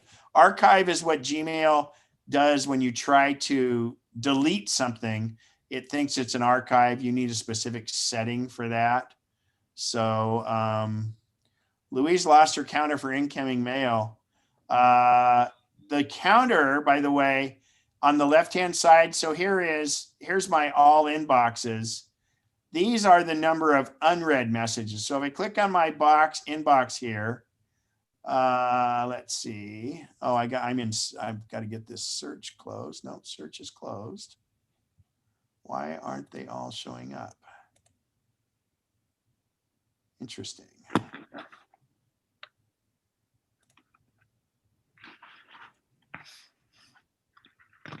And I'm most interested in when I just open my computer and it doesn't, and my postage stamp doesn't have a number with it anymore. Yeah, well, I think you had me turn that off if I'm not mistaken, because that indicates the number of unread, just like in what I'm trying to point out here. So my email on the left there, my iCloud, if I click on iCloud, there's a ton of messages, but this is the unread indicator. So that number means how many unread messages. Now it looks weird in mine that I have that, but that's because for a while they were duplicating from my other one. But I look at titles and I don't end up reading all of my other ones. So. But sometimes, like when you look on your telephone, the icons are on your phone, you're not in any particular application, it'll have a number next to the icon. Yeah, that's just the badge, and that's part of your notification screen. So you would go turn it back on in your notification screen. Thank in you. your notification preferences. Great, thank you. Good. No other hands up. All right, so let me look real quick at my notes.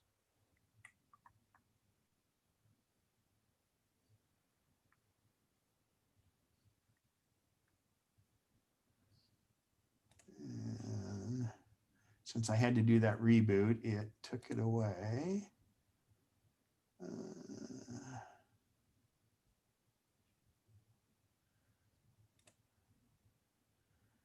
Oh, that was it. Okay, great.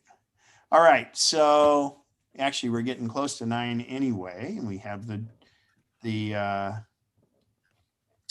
thing coming up. Go ahead and Lisa, if you or Mary, if you have the count, if you can do a separate chat to me, or actually it doesn't matter, you can put it in, everyone, just give me that count because we're getting ready. So this is a good time to ask questions. Just to kind of reiterate, don't forget these data detectors so you don't have to type things in.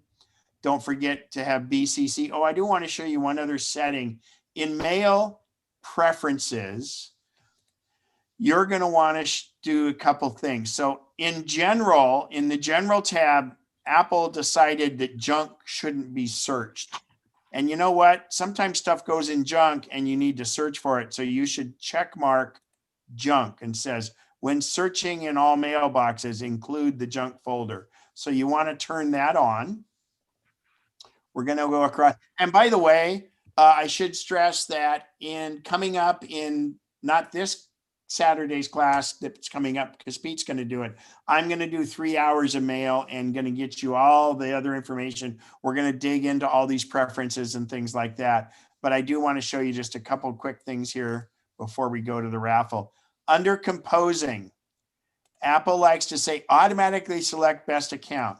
And what this is, when you create a new email message, a brand new one, you probably have one account you want it to go from. And on all your devices, you should set that default account to the one that you want to be that you use the most.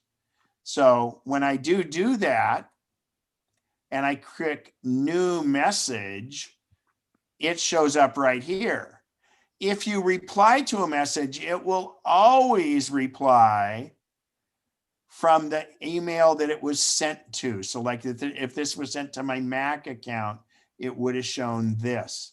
But doesn't matter, whenever I fire up the message, I can choose whatever account I want it to go from. And those are accounts that I have established. So back to those preferences. And in composing, the other thing here, in composing, I encourage everyone to deselect increase quote level, because that puts those indentations all the way across. If you get an email going back and forth 12 times, by the time you get done, it's worked its way across. And the other thing you want to investigate is signatures. You can make signatures be whatever you want. You can assign them to different accounts. But I did have a question, and I know Keith McMahon came along for that.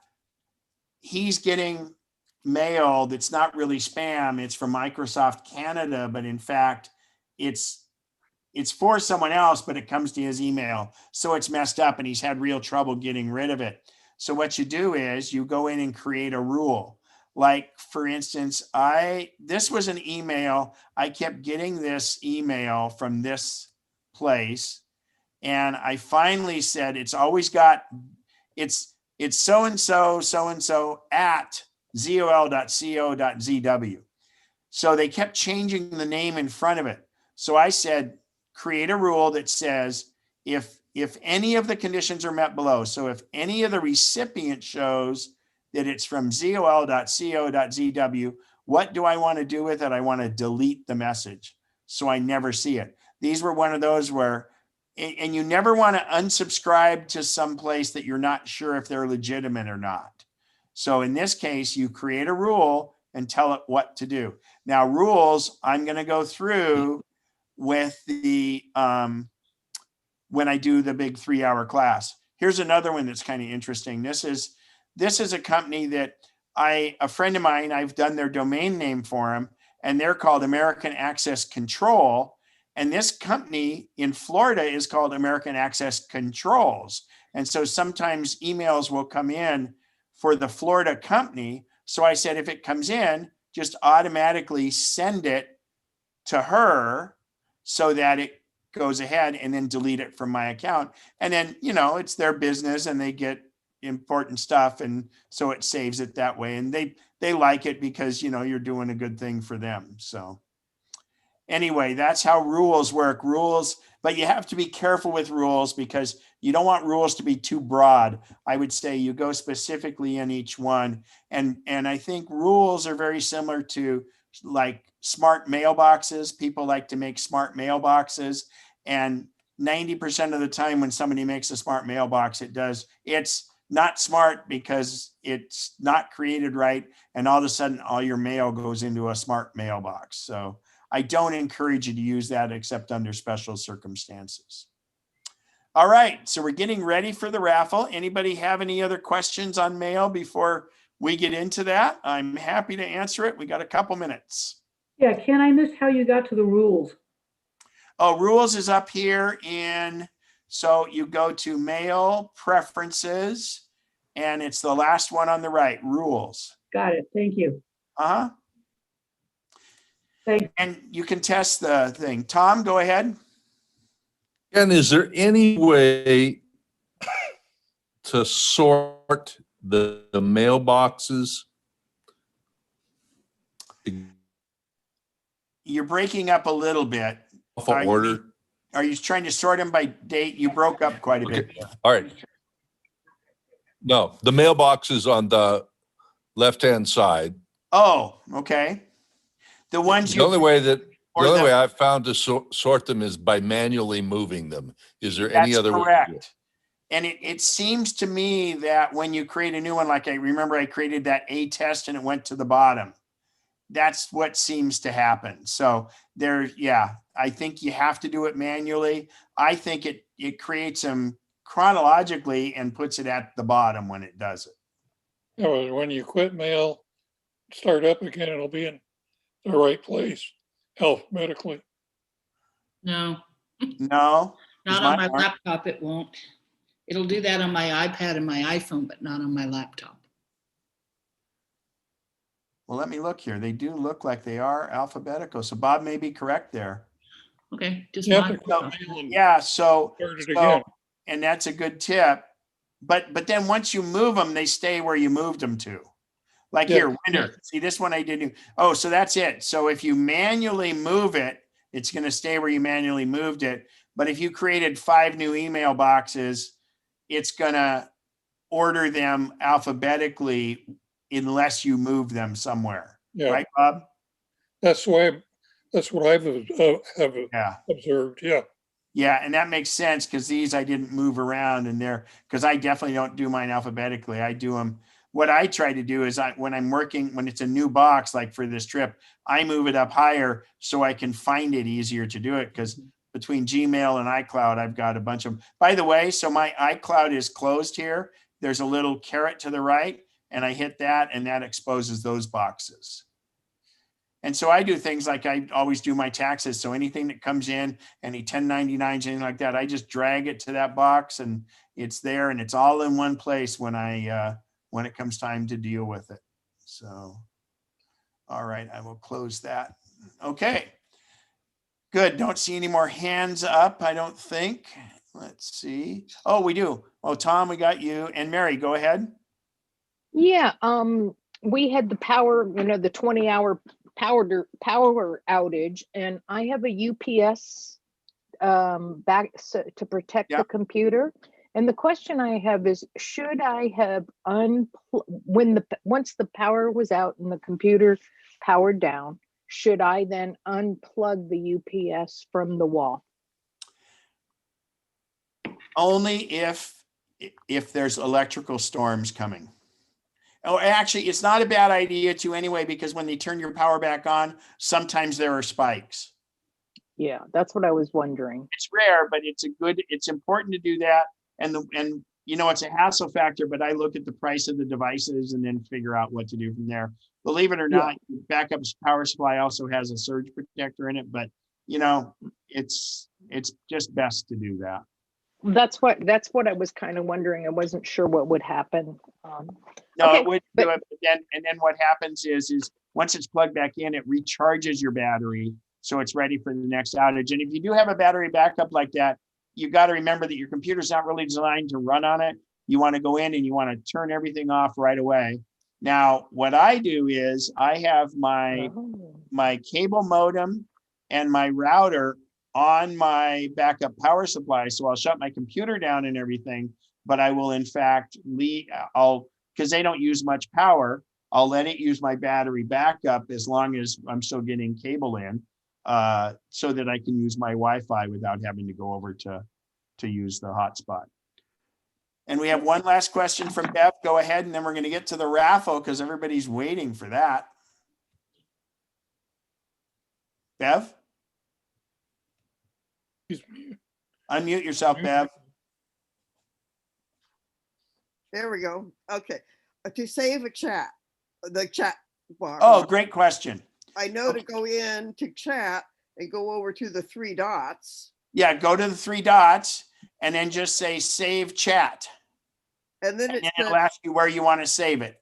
Okay. I usually just save it to my downloads folder. So show when it click on the show and finder, or I don't get a thing where it tells me where I can save it.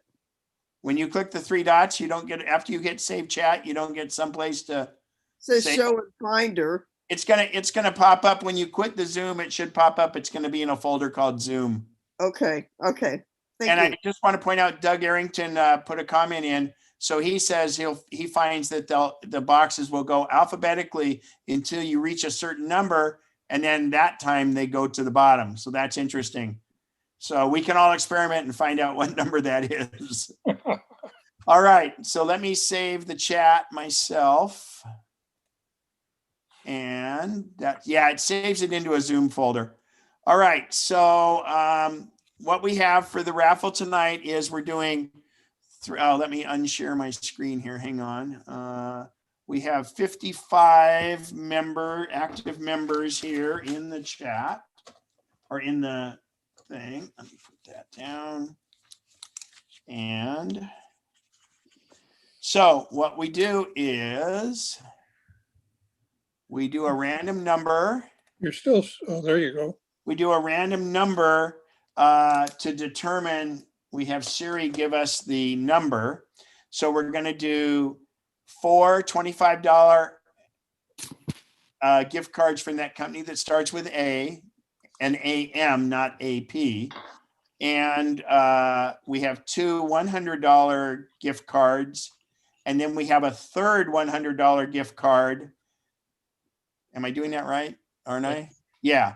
And that goes to our entire membership, our active membership, because those that couldn't make it, that might be doing it, we do that one last. So that way everybody's got it. If you win one of the prizes and you win a second one, like if you win a 25 and then you win the 100, you can give us one of those, you have to give us one of those back, and most people choose to give the 25 back so they can get the 100. But if you want to do it another way, I'm not going to argue with you. Okay, so anyway, let's go ahead, and I'm going to pull up Siri, and I'm going to do the four $25 gift cards.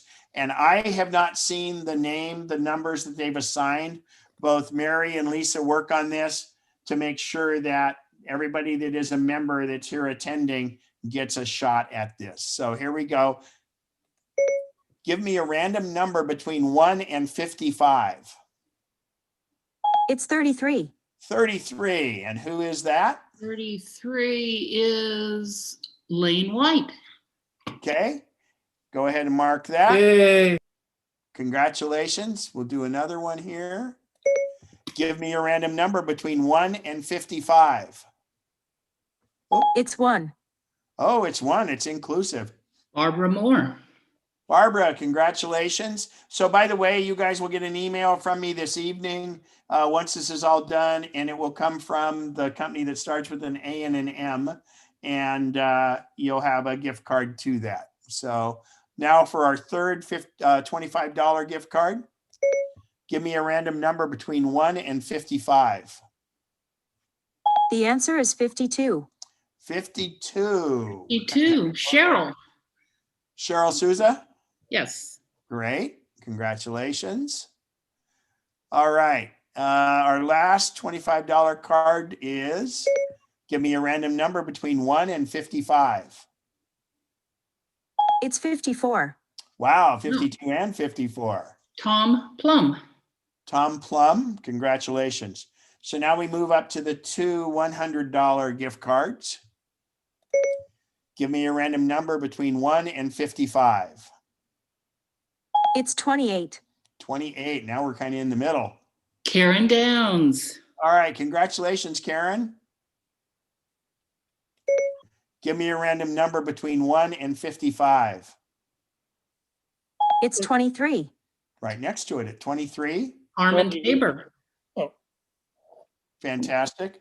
Okay, so now this one is going to be the entire membership, and we have 354. So we'll figure out who that is in a second. And that's using the other list. And again, if it's a repeat, we would draw again. Give me a random number between 1 and 344. It's 165. Kind of almost in the middle. Okay, 165. Richard Applebaum. Oh my no. gosh. No, I don't sorry. Oh. He was 164. 165 is Richard Haynes. My apologies. 2 Richards right in a row. All right, Richard Haynes, congratulations if you're here. If not, you're going to get an email. And that's great. Good job, everybody. And I'll stick around if there's any questions. Feel free. Ask away. Ken, this is Karen. Hi, Karen. I just want to say, in 27 years, this is the first time I have ever won a raffle prize. Oh, about time. And we thank Karen for her 27 years of being the treasurer. And Lisa has done it now, and she helped Lisa get it all going. And it's great that she still attends. So congratulations, Karen. Actually, I did once before get a demo disc of FileMaker. A demo of FileMaker, not even the full Yes. FileMaker. Boy. many years ago. Yeah. So some people would think of that as a curse. Other people would think it's good, right? Hang on. Tiffany has a question here. Let's see. A couple questions. Okay. Thanks. Someone Harmon liked my green screen. That's my prison cell.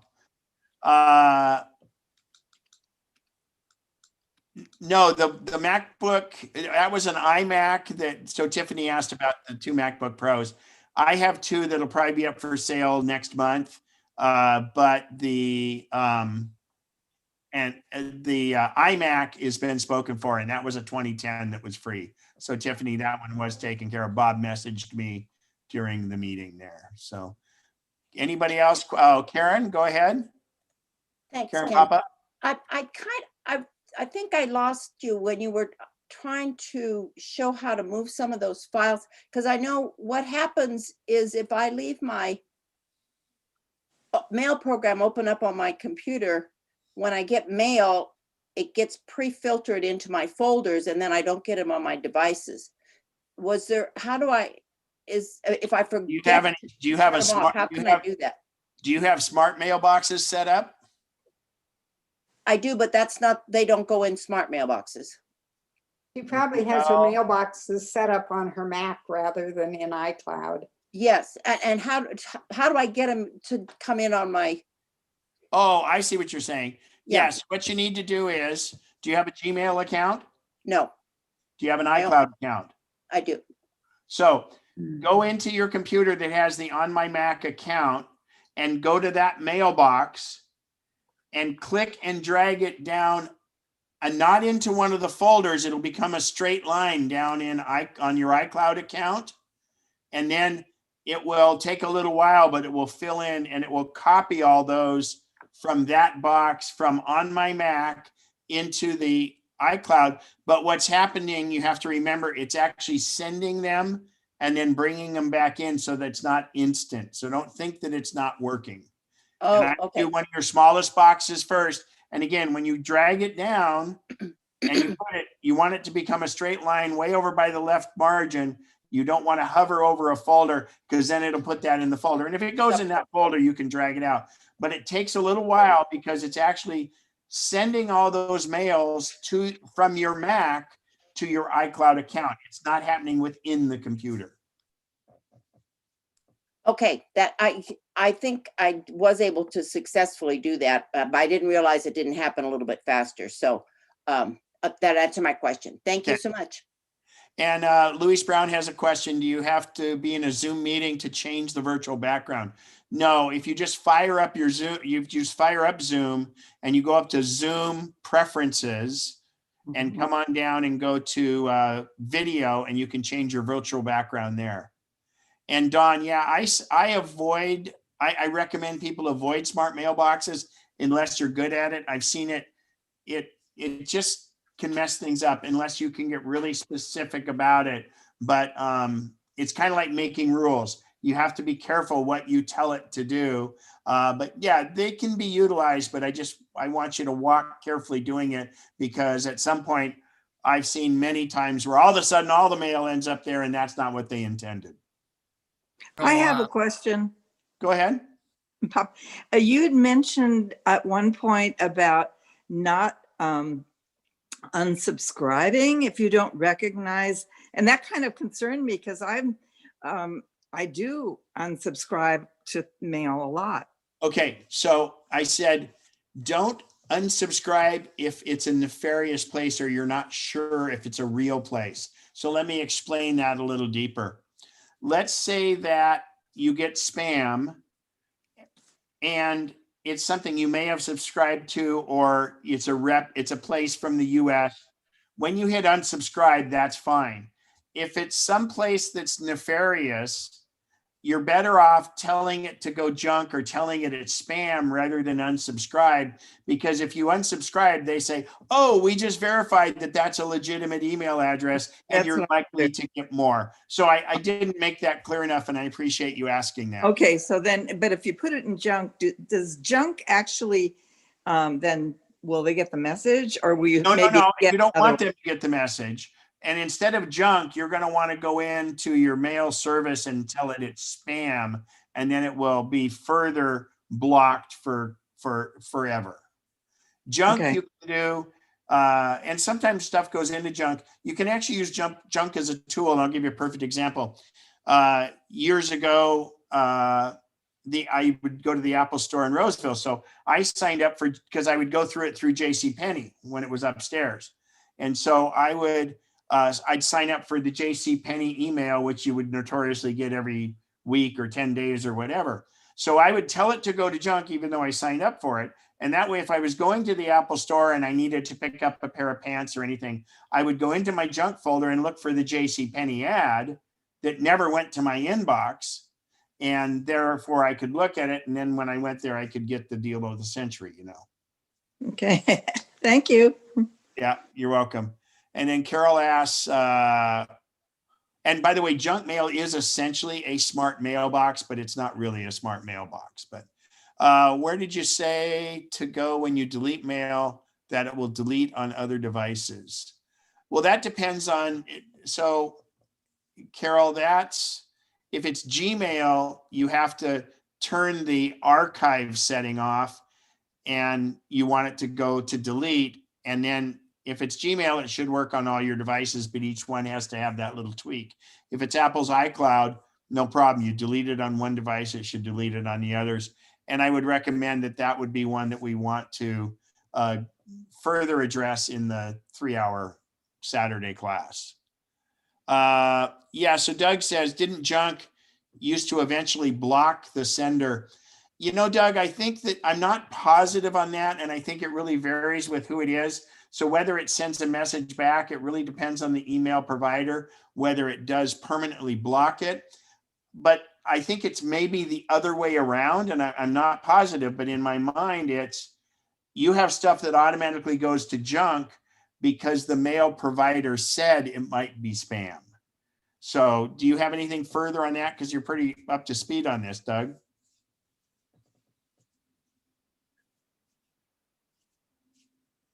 I guess not. He may have taken off already after he asked the message. So cool. So don't forget, Bob will send the link out to where it's the normal YouTube site. So this will be up there and you can listen to it. And I know, George, you were having trouble with the audio. So hopefully that should have pretty clean audio when it does it on there. So Doug said something here. I think you can send to junk. I think you can send to junk and subsequent messages go there too. Oh yeah, yeah. If you do one junk, what it does is it's not that email, it's actually the person that sent it to you.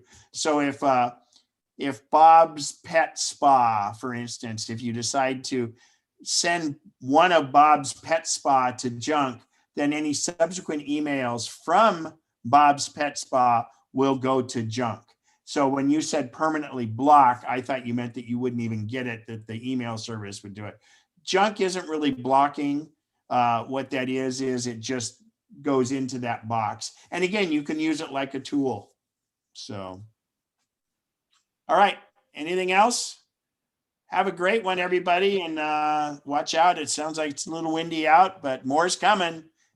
And I'm going to be up enjoying the snow tomorrow. Okay. No other questions. I'm going to end the meeting. Thank you. When are you going to do the long course on mail? If you didn't. I'm sorry, go ahead. When are you going to do the long course on mail? It may be the first weekend in March, but I'm not positive. I'm not sure if I'll be back from going up to Idaho or not. So I'll look at that. Okay. Thank you, everyone. Talk to you later. Bye-bye. Bye. Ken, I just sent the email to you. Great. Thank you. Appreciate the help on that. And then we'll get together on that other one. I think we'll just, Yeah, well, we'll get